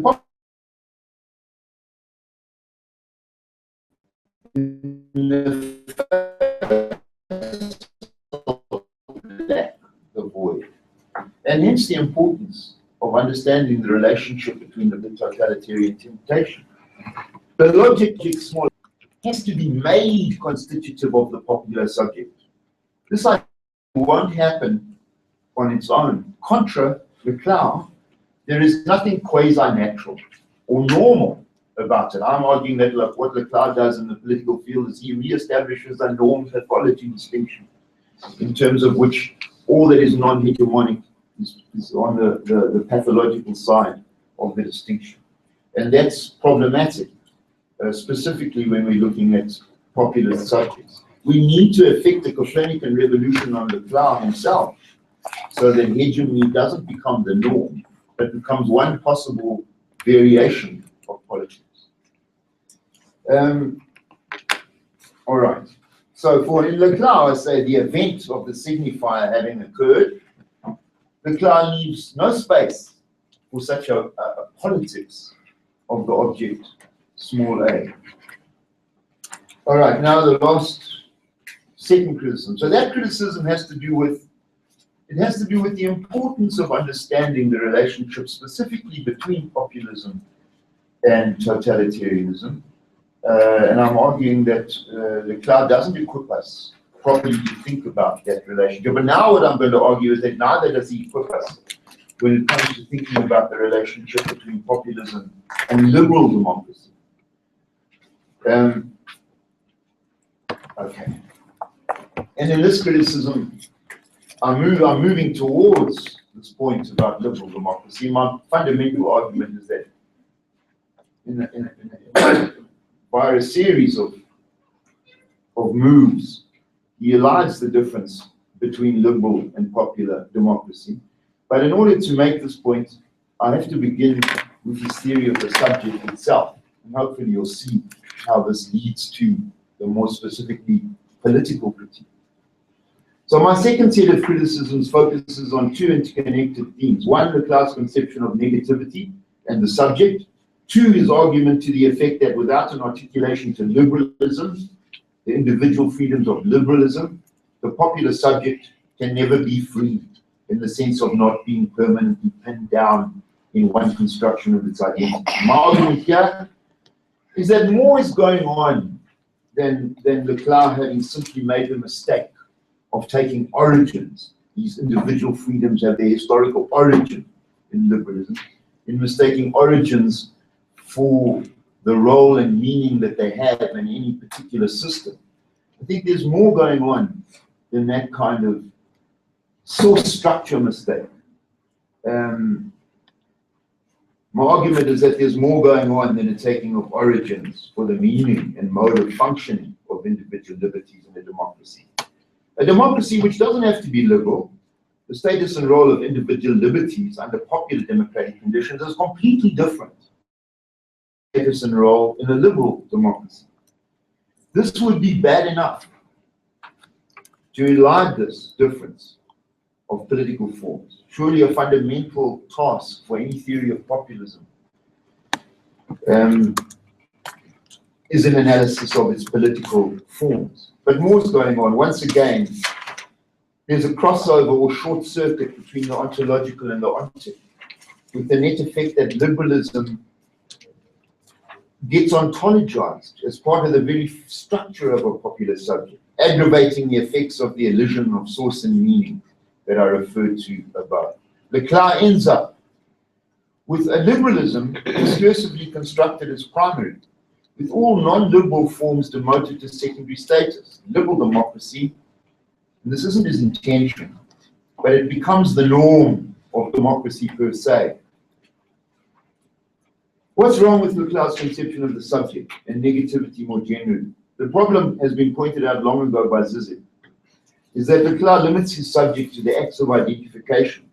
In OPR, as we've seen, the subject finds enjoyment in identifying with her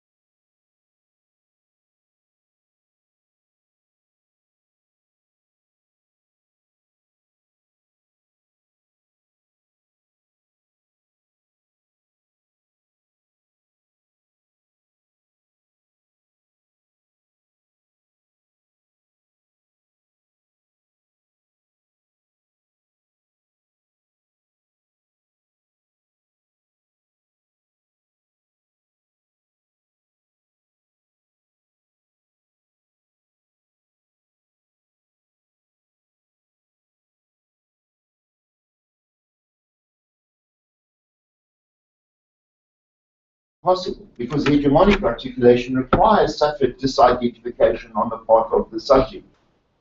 Without a subject, in other words, you employs the act of self-negation, and not only as in Leclerc, the act of identification, the logic of hegemony, of the identity shifts in which hegemony consists, becomes unthinkable.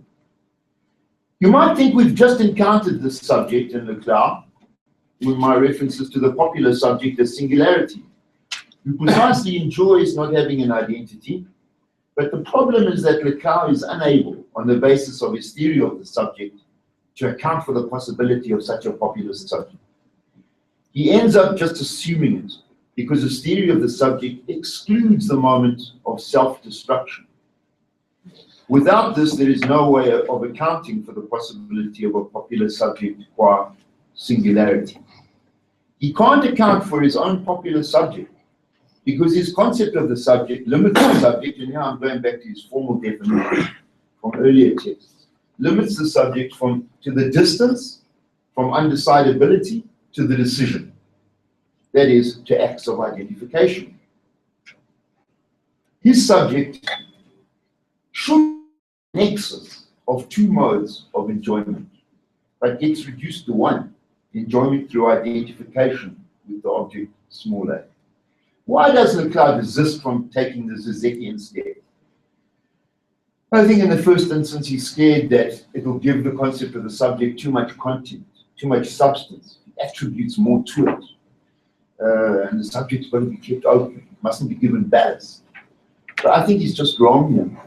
I think unless the subject is given the attribute of self-negation, there's no subject at all, and there's no possibility of openness at all. And the role of a teleology of the signifier, referred to above, has got to be taken into account. The subject doesn't need to destroy its existing symbolic identity. It doesn't need to be a Zizekian subject, because in Leclerc, the signifier has already done the job. It is broken through. Modernity is the breaking through of the signifier becoming for itself. It shattered all identity and all identity claims. So there's a strange kind of residual objectivism in Leclerc, a residual objectivism of the signifier itself. Liberalism. As I've pointed out, Leclerc is emphatic, he's absolutely emphatic, that only liberal freedoms bring freedom to the people. Only liberal freedoms bring freedom to the people. Perhaps he doesn't equate individual freedoms with liberal freedoms, which is what he seems to do. Perhaps it's just a shorthand But if it is, it's a very dangerous shorthand because it completely elides the difference, the very important difference between liberal democracy and popular democracy. Once again, one way or another, the genus free democracy gets appropriated by the species liberal democracy. But there's something more going on here, and this mistake or dangerous shorthand gets consolidated as a consequence. Again, it's a confusion of ontological and ontic levels. Individual freedoms and the collective freedom of universal suffrage. Individual freedoms of thought, expression, and association, as well as the collective freedom of free elections, universal suffrage, held under determinate conditions. These belong to the ontic realm, distinct from the concept of the subject itself. So whether construed in liberal or popular democratic terms, individual freedoms and the collective freedom of universal suffrage, they need to be assigned their proper place in the topology of the social. This gets smudged in the club. So just as previously hegemony got ontologized by Leclerc, so here liberal freedoms get ontologized as internal to any subject who is free. But no, the subject that enjoys lack, the subject that enjoys destroying its symbolic coordinates, has to be conceptually held apart from the institutional terrain, which may or may not accommodate the anti-identitarian drive, the specific mode of enjoyment of this subject. So what happens in the cloud then is that liberal freedoms move from the ontic and become part of the very concept of a free subject itself. So there's a slippage from the ontic to the ontological, and the initial slide is between individual freedoms. Individual freedoms are clearly necessary for any form of democracy. And when I say individual freedoms, I deliberately exclude the individual freedom to hold property. The only individual freedoms to which I'm referring are those which are necessary for collective autonomy. So individual freedoms are necessary for any form of democracy, but they don't have to take a liberal form.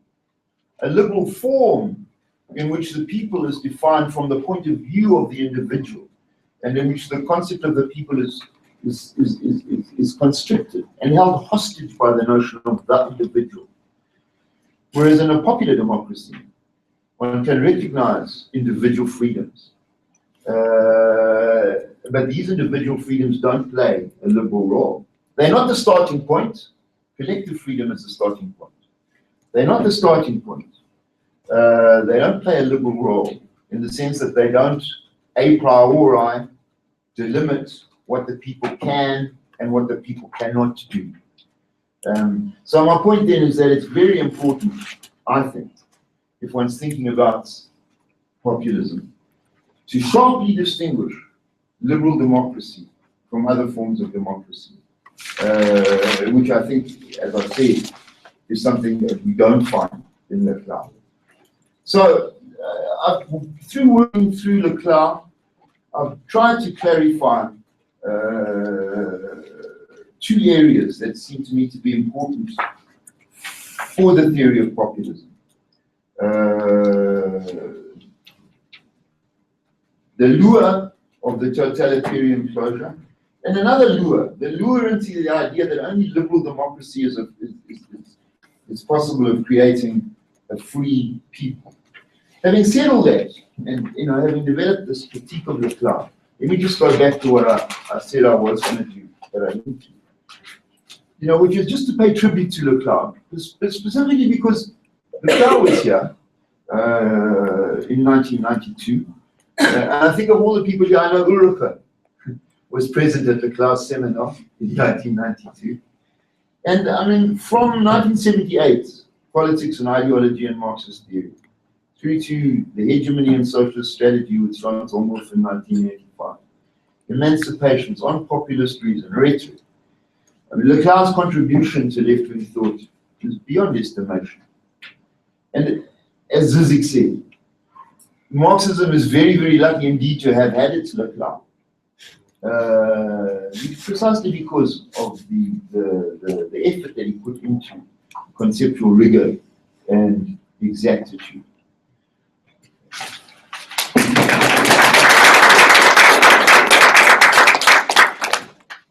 That was exactly on time and absolutely brilliant. Thank you so much for such a careful reading and critique and development of some very fruitful and arguments that I think will generate a lot of discussion. Jill Patton's contain her hand. So we'll start with Jill and then we'll take some other hands. So Peter, I think what you've done is absolutely brilliant and not only that, extremely useful. And several years ago when I was trying to write on this, I read everything I could find in terms of reviews of unpopular reason. And what you've done in terms of a critique from within is, I haven't seen anything like that. And, you know, engaging him on showing the internal inconsistencies within the argument. And I would really urge you to publish it quickly. Because, you know, I think it's actually really important because unpopular reason has come to dominate contemporary discussions of populism to such a degree. And I think it's important to publish it in an international journal because there's a huge debate going on around, you know, what happened around the European elections, what's going on in Latin America, all over the world. So thank you. It's great. So, you know, I just sort of added sort of an observation, but then what's really quite a serious question. And you know, the observation, and this is where my Gramscian predilections show, obviously, is that it seems to me that any search for the ontological grounds of the political is itself a problematic and slippery project, because what it does is it always buys into a liberal bourgeois distinction between the political and the economic. And that very distinction is actually quite dangerous. And that going down the route, the Heideggerian route, of that ontological inherently problematic. And that some of the slippages that you've identified, I think, might derive from that move in the first place. So the second question, the question really is, you know, where does this leave us? You know, one way of dealing with in terms of not just in South Africa, all over the world, with the sort of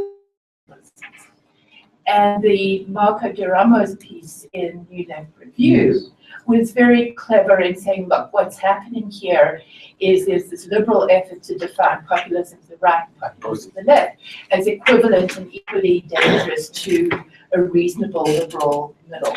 And I think that's a really important move, but it still leaves open questions of how analytically, you know, one thinks about it.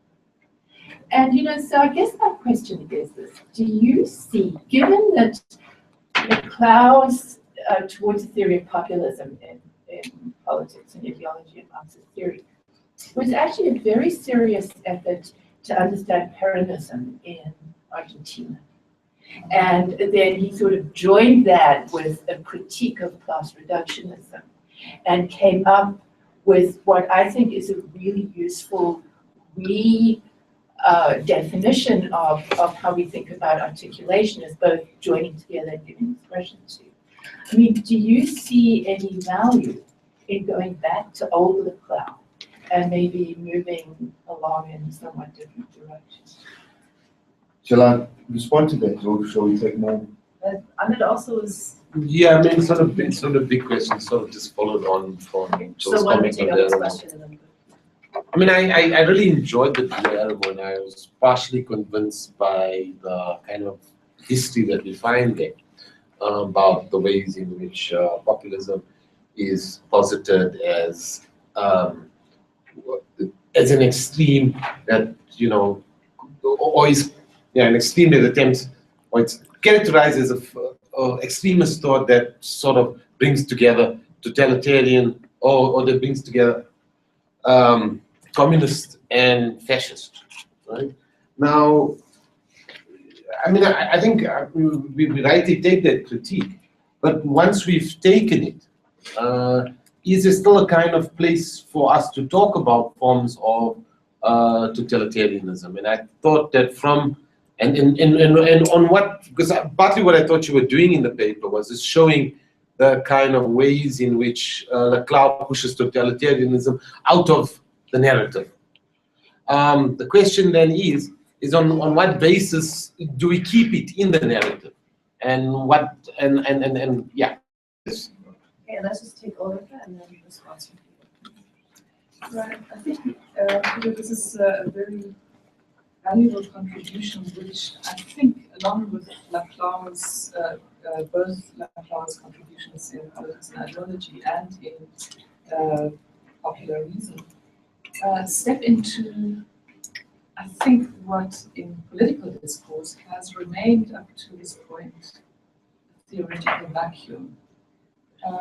Namely the inability or the unwillingness or the shying away from thinking popular sovereignty and popular democracy.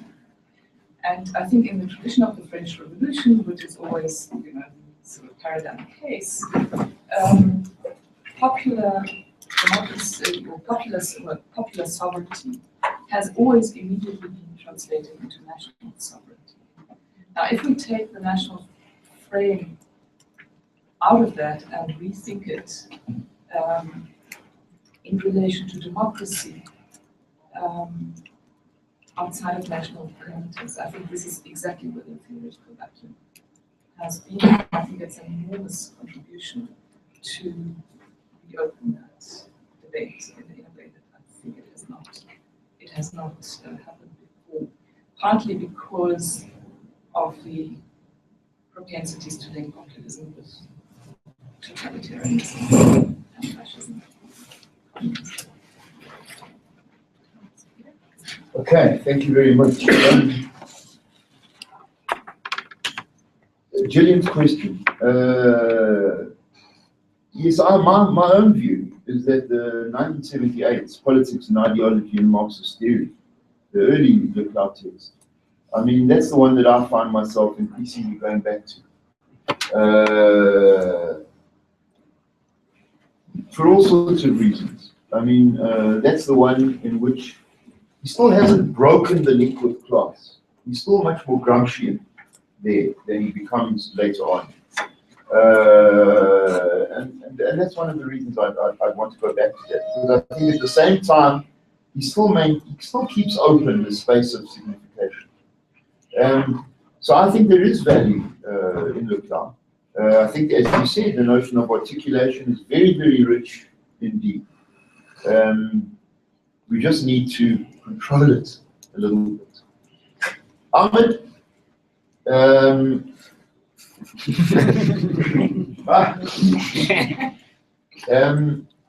yeah, look, I think totalitarianism always has to be part of the landscape when we're talking about populism.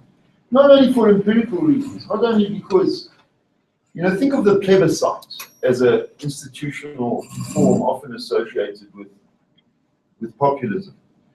Naturally, the plebiscite's got all sorts of problems. It asks you if you're for or against. It leaves no space for real difference. And it doesn't involve the kind of pluralistic political space that I think democracy needs. So, having said all that, I mean, all I'm trying to say is that what we need if we want to avoid populism taking that turn is to see that what's important is a very particular form of struggle. Okay, that it's not going to be pushed there or pulled away from there by structural reasons.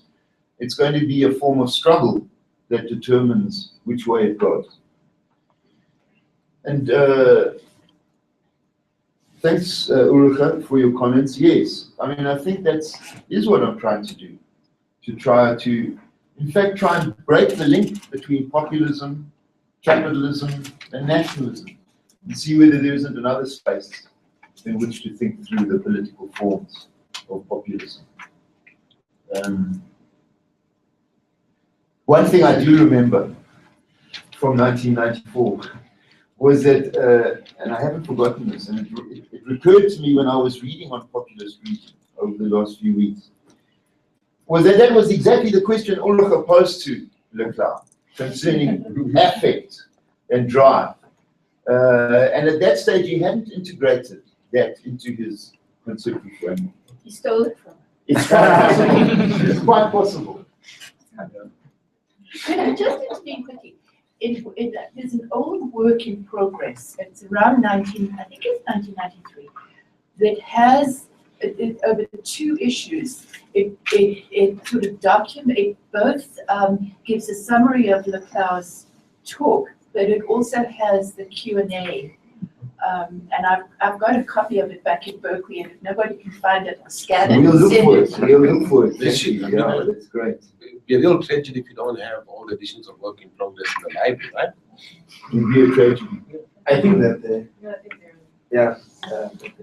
Okay, we had Charlotte, and then we also wanted to. Well, I appreciate the rigor and care of this argument, and I also appreciate the handout, because my question is about 2B1. 2B1, yeah. I mean, I was trying to think about when, in the argument, Leclerc becomes a post-Marxist, non-Marxist, whatever you want to call it. And also, and another side of where the possibility of, where you end, popular sovereignty in a different form is foreclosed. And so I'm wondering why it is that, that it's obvious that the discursive construction of the people should be understood through Saussure rather than through a Marxist conception of language, or which is mediated, in which the strike and the street fight are not just discourse. It's actually mediation is important. The world and struggle and the breaks and the possibility of demands for popular sovereignty in different form. That's exactly where it is. And then that's where it ends. Okay, thanks very much. Yes, look, I mean, I think that in a way I'm alluding to that point when I say that I'm drawn back to Leclerc's 1978 Politics and Ideology in Marxist Theory, which tries to combine the emphasis on signification, tries to combine it with a respect for the primacy of class and class struggle. So in that framework, the people wouldn't be as much of a post-Marxist construction as it is now. But look, it's true. I mean, and this right till the end was one of the things Leclerc insisted on. His argument against Althusser, his argument against Zizek, is that they all a priori are privileged class and don't see that class as just one form of identity amongst others in the modern world. My own predilection is to say that that's bending the stick much too far in the other direction. And I would want to stick, as Zizek does, to a notion in which class maintains a framework, but within which there's space for the construction of a people that is more than the reflection of one class. A Marxist theory of discourse does not have to be class-centric in that way. So were you going to offer a correction on the date? Yeah, it's 1977. Miss Ellie. Yes, I'm not that well versed with Leclerc. I think maybe one should give time to study what he has to say, except a very superficial reading of through Peter's class, obviously, from structures in post-Marxism of you know what it's called ideology. now? Post-Marxism. So my interaction is limited. This was very useful for those reasons. It's both something that I think many people will blame Peter for most of his work. Total, not most of the time, but at least in this presentation, a total disregard of reference to our political scene. So you start by saying everyone is talking about the rise of populism. Your piece on the Mail and Guardian, there's been a huge discussion. I wonder if, in a short way, even if it can be Mensa, if you are shy of my presence, AMCO, in fact, which is the new trade union organization that is taking that has taken the political scene by force. What would be a reading of that? I heard you say the way to keep populism from a totalitarian form is a form of struggle. Maybe you could start by actually.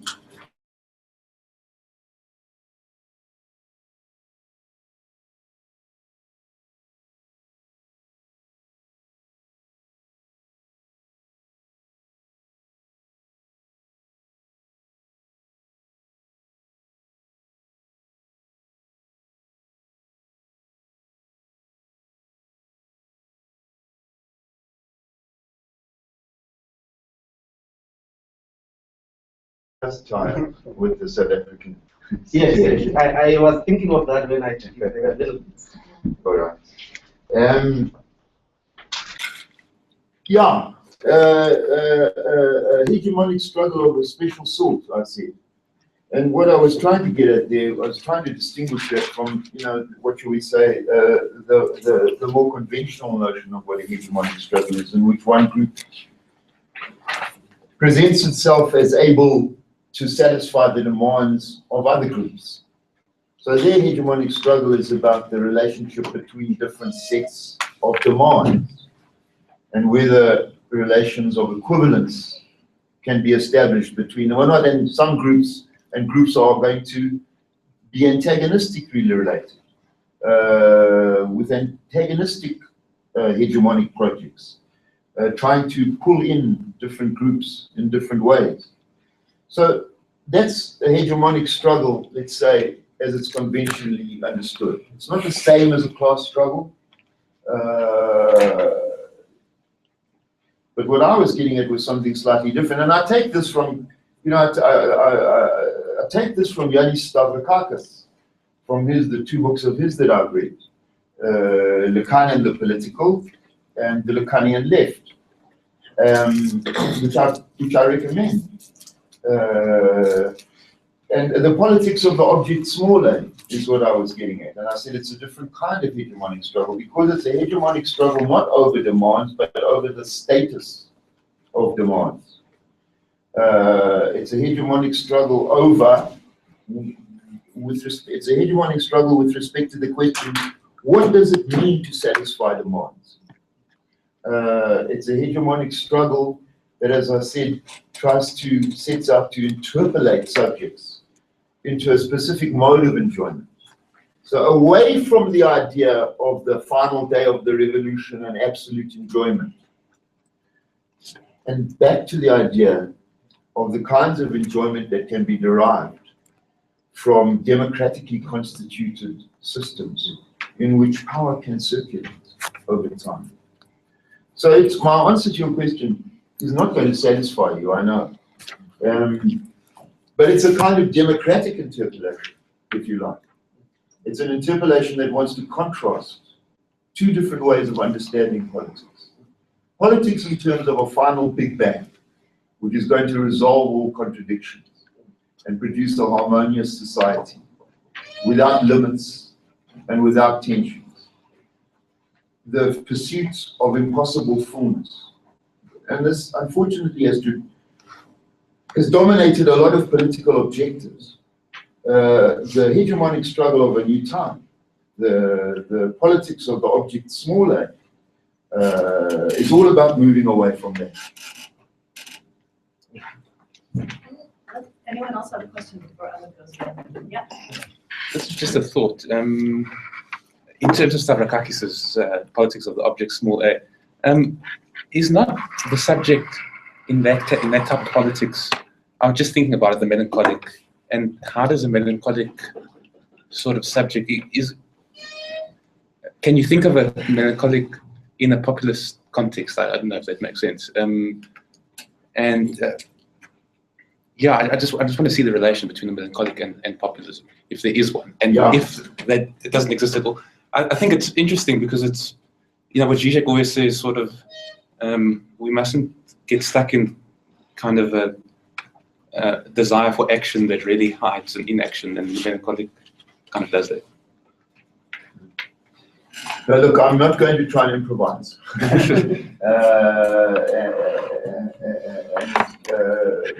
Respond head on when it comes to the melancholic subject, because I have a lot more thinking that I have to do before I can pin it down. But I take the point, there are a whole series of different figures of the subject. I mean, I've referred in passing to the paranoid subject. And of course, there's the melancholic subject, which, has got many different shades of its own. And the relationship between the melancholic subject and political action, clearly very important. I'm thinking on my future. There's a very interesting discussion in Bruno Bastille's of the relationship between the melancholic subject and various forms of political practice that I direct you to. And Bastille's too, I think, makes the same point that Gillian made, which is that this so-called ontological turn in political theory, and it's not limited to Leclerc, it's widespread, has definitely got some severe and deep pitfalls of its own. So I'm going to leave that there too. I mean, again, my but I'm throwing it out anyway. I appreciate the distinction that you've just offered us, even though you kind of didn't quite return to the present. But I'm convinced, to some extent that you're correct. That a kind of politics of democratic interpolation over politics of the final day is an important point for us to think about and to kind of consider what non-totalitarian or politics that doesn't move in that direction might be. Right, if I'm understanding you correctly. That's the case, and then with respect to Jill, who's enough of a Gramscian to perhaps take exception to what I'm going to say. If we put aside the kind of, and we go with the misreading of the concept of hegemony, and that idea of hegemony that's dominant rather than the concept of hegemony that Joe's going to try and make sure we see later. Then couldn't the form of politics that we're talking about that kind of focuses on democratic interpolations be precisely a politics that doesn't attempt to solicit hegemony? So that doesn't... Well, yeah. Sorry. No, man, I think clearly there are problems involved when you're trying to mobilize agents and you're saying to them at the same time, look, the society is not all. There's no final solution to your problems. If what you're aiming for is a democratic, democratic construction, don't think it's the end of the process. It's a part object. You might lose it and it's not going to give you everything anyway. So there's clearly a problem with democratic interpolation because it's saying two things at the same time to subjects. It's saying follow X, but don't think X is going to give you what you might be looking for. Okay. So yes, there is a problem with the relationship between hegemony and democratic interpolation. But is there any other way of formulating the problem? Ahmed hasn't. No, No, I'm asking. Is there any other way of formulating the problem? I don't know.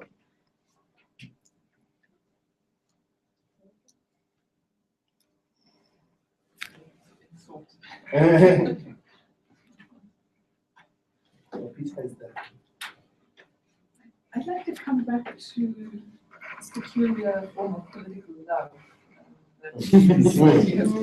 That's lovely. Yeah. And this is not a direct question. So I was just wondering whether that you think along with this.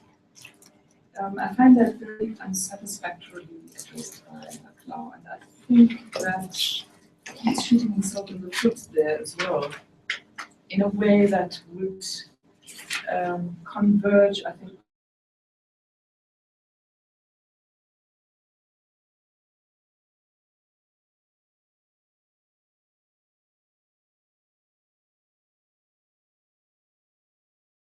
crowd psychology as early in the aftermath of the crushing of the Paris Commune, the Bolshevik Revolution, the First World War, the November Revolution, 1918-19, would have solicited from extremely conservative early sociological theorists. And he seems to go along with them rather than with Freud, who I think made a very decisive break in conceptualizing the love for the leader and the form that it would take. And it's not simply, I don't think it, and if he had taken more cognizance of the complexities of that identification that are provided in psychoanalysis, and extrapolations from it, Freudian psychoanalysis, he would have had, I think he would have had that case.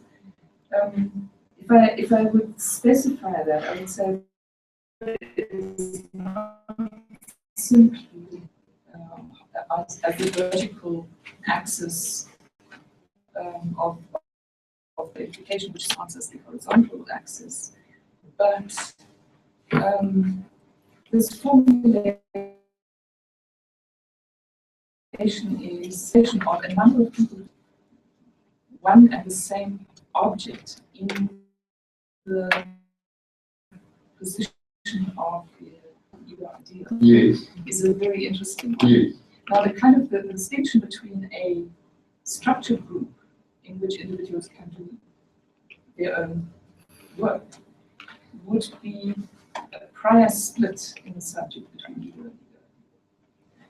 Whereas the unstructured group, the base group, the crowd psychology group, would be simply putting the leader in the position of the ego.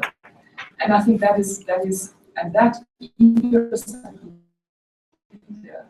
I think is an absolutely different and Laplace. I think what you say is very interesting, and it's full of points that will take a long time to work through. I don't want to defend Laplace. I mean, he does take into account Freud, and he takes into account, various early theories of crowd formation and primitive mind, and he does look at the relationship between ego and ego ideal, the horizontal and the vertical axes, and he does try to argue that the place of the leader varies according to the articulation of vertical and horizontal. In other words, it depends on the gap between ego and ego ideal on the part of the subjects. But, you're probably right when you say that he errs on one side. I think he's trying to be provocative to some extent. It's going on in Unpopular Reason, and one of the things that's going on is he's setting himself up against all the detractors of populism, who say, well, leadership. And he's wanting to say, look, there is a structural role for leadership in politics. That the leader, to varying extents, not always to the same extent, but the leader is a point of identification. Of course, that can take different ways.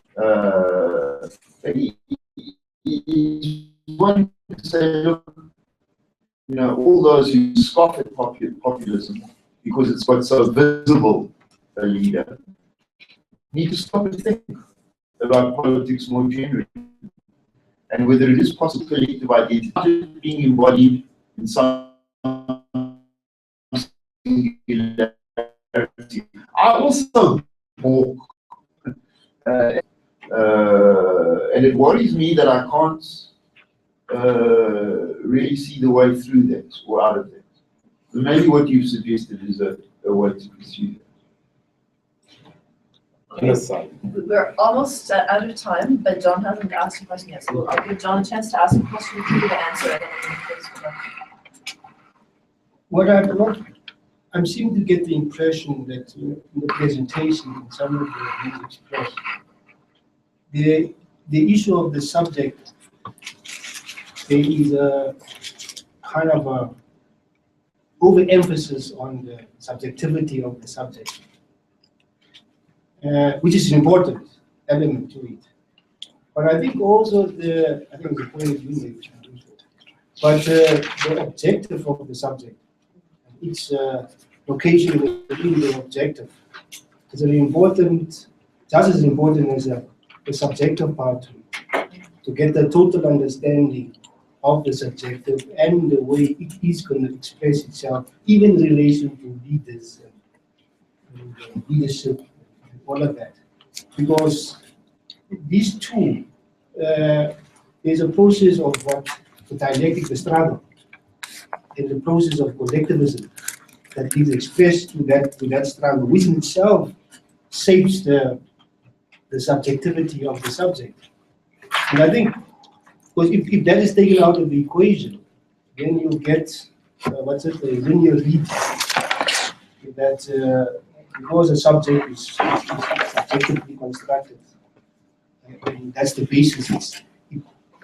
There's almost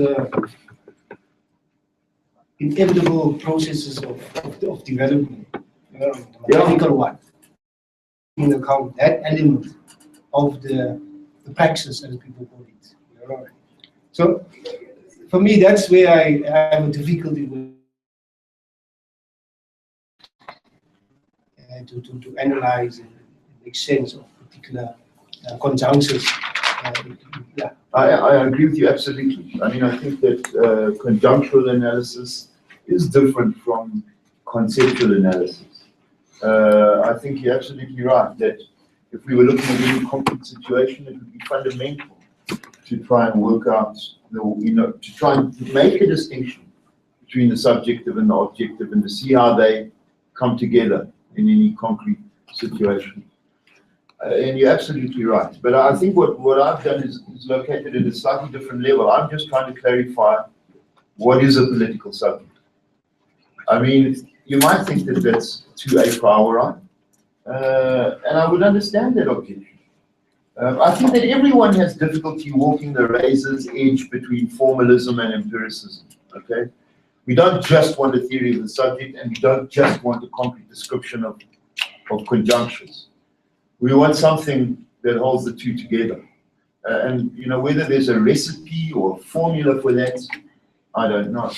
But I mean, I basically agree with you. I wouldn't want to overlook, those things that impinge on subjects and which fashion them in various ways, and over which they've got no control. Yeah, I agree with that. But my view is that perhaps I should have made more space for that at the conceptual level. But I agree with you.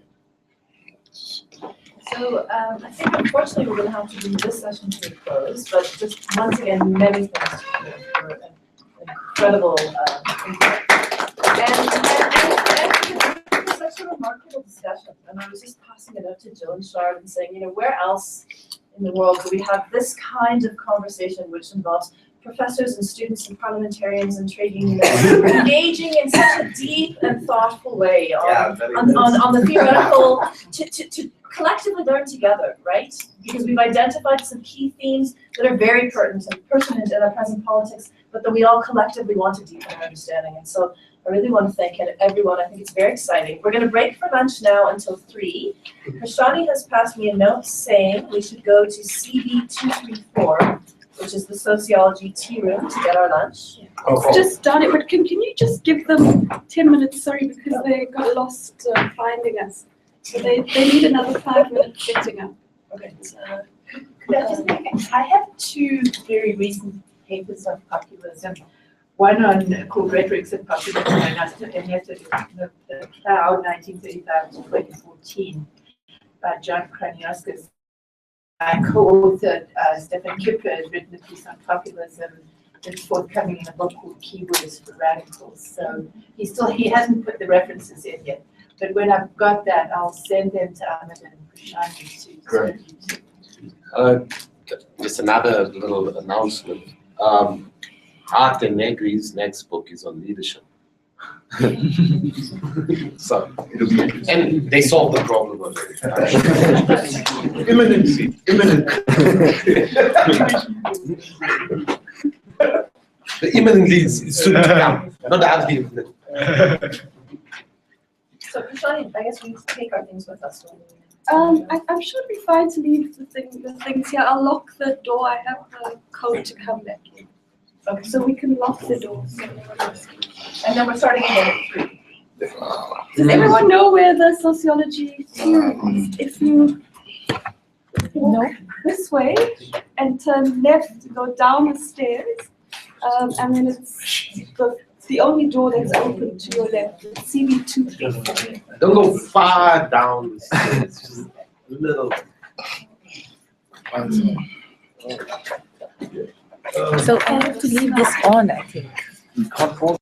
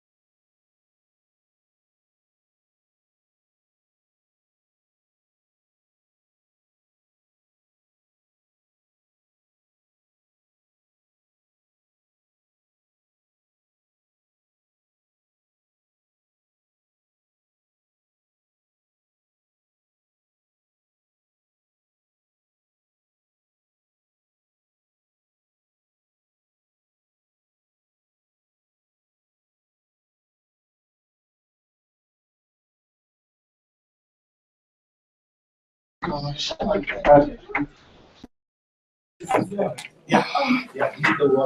Now make some snarky. Tomorrow. I must make a snarky comment. Tomorrow. No, you can't because it's being broadcast. Yeah. I'm going onto the web.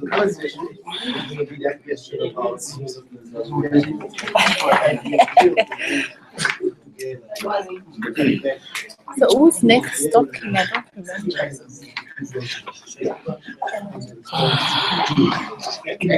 And also I must get closer to Sure. Soft voice. Can you, Rusty, can you pass me the headphones? Thank you.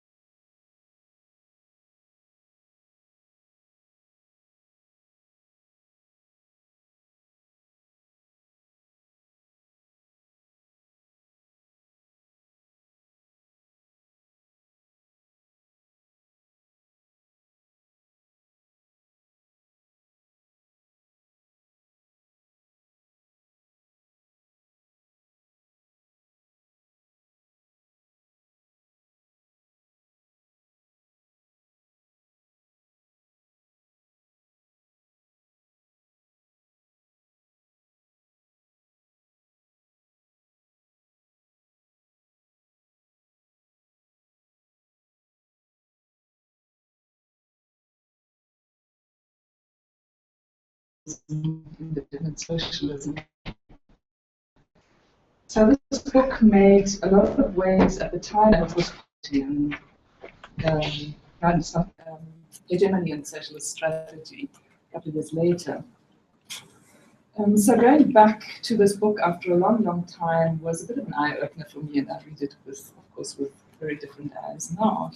And I think it would ground much more, through much more careful argumentation, a rather throwaway comment which seems pretty unsubstantiated in the new book, relatively new book on popular reason.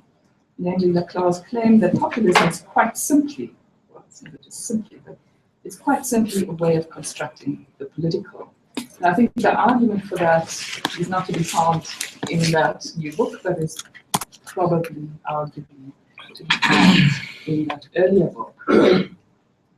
I've taken the chapter on fascism and ideology and looked at that very specifically. In this chapter, Laclau, at that early point, relies on a number of different resources. His intellectual resources come from a Marxian account of class, a Gramscian account of hegemony, and historical bloc. But he doesn't take Gramsci's reflection on the political nature of the crisis into account, arising when the state can no longer organize the political unity of the dominant class and has lost popular legitimacy. In addition, he takes an Althusserian account of subject interpolation in and through ideology, and a Lacanian and Althusserian, by extension, account of the imaginary and the concept of overdetermination. And he keys into what at the time was an emerging discourse analysis, probably loosely based on Foucault's idea of subject constitution in and through discourse. I think it is less rigorously Foucauldian than it is probably related to the adaptations by discourse theory a la Wetherell that went around in applied English language studies at this university, for those of you who were in those ambits. So what I'd like to discuss in this section on fascism is, first of all, Laclau's argument in that book, taking us through his argument for non-class reductionism, his argument about fascism as a paradigmatic case of the disarticulation of ideology and class,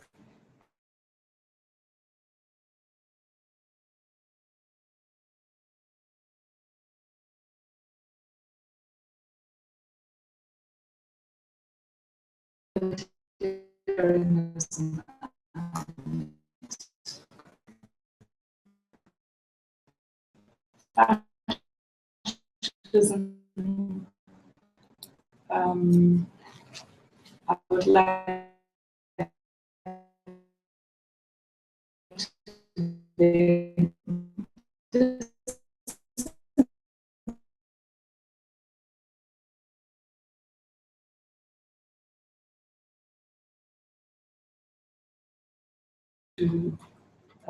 Peter's point about the non-distinction or the insufficient distinction in Laclau's, even in his later book, between totalitarianism and popular democratic subject formation and struggles and interpolations. So yeah, that's more or less the roadmap. Laclau opens this chapter with some remarks taken from Ortega y Gasset on the contradictory nature or contradictory understanding of fascism. And I would like to append that with some conceptual difficulties, which I think we also need to appreciate. So first of all, Laclau's verdict on fascism and all its contradictions. Fascism has an enigmatic countenance because in it appears the most counterposed contents. It asserts authoritarianism and organizes rebellion. It fights against contemporary democracy and, on the other hand, does not believe in the restoration of in-caste rule. it seems to pose itself as the force of a strong state and uses means most conducive to its dissolution, as if it were a destructive faction or a secret society. Whichever way we approach fascism, we find that it is simultaneously one thing and the contrary. It is A and not A. So there are enormous conceptual and theoretical and even empirical descriptive difficulties in describing and thinking about fascism. Added to that is the proliferation of definitions and concepts themselves. Ian Kershaw talks about the conceptual difficulties, saying neither totalitarianism nor fascism is a clean scholarly concept. Both terms have, from the beginning of their usage, served a double function as an ideological instrument in itself. So we're not only dealing with fascism as ideology, but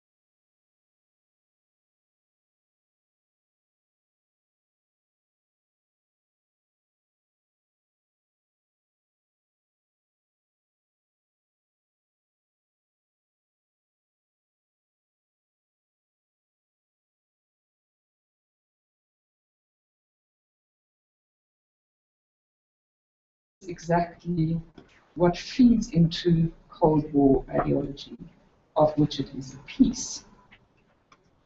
So Hannah Arendt's book, The Origins of Totalitarianism, is cast into that particular bin.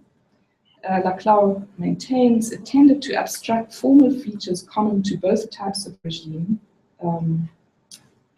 Soviet communism and fascism, in order to assert the substantial identity between fascism and communism.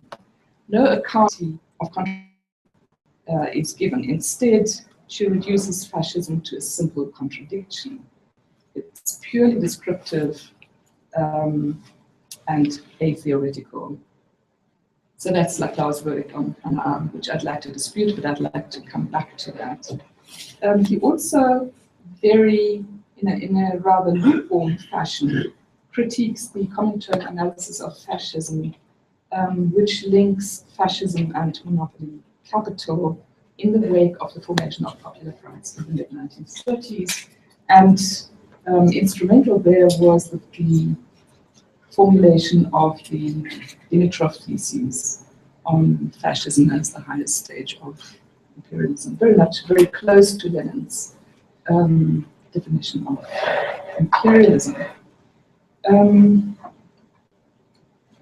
Laclau believes this definition puts the authoritarian character of fascism above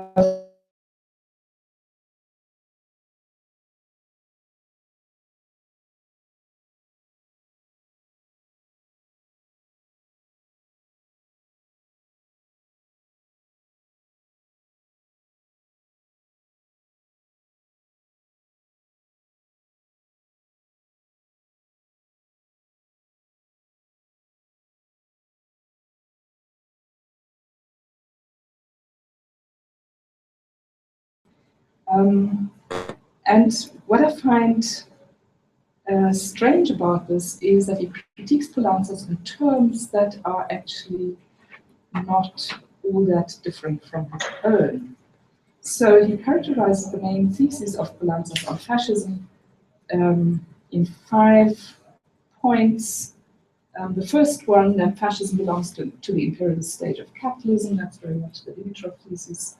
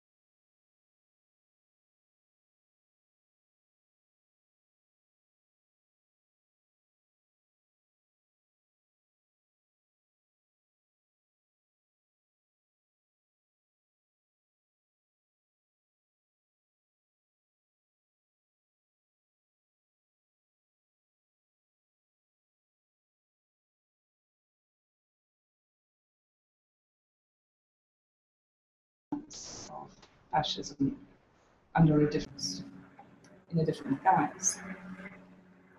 And fourthly, the rise of fascism presupposes the defeat of the working class.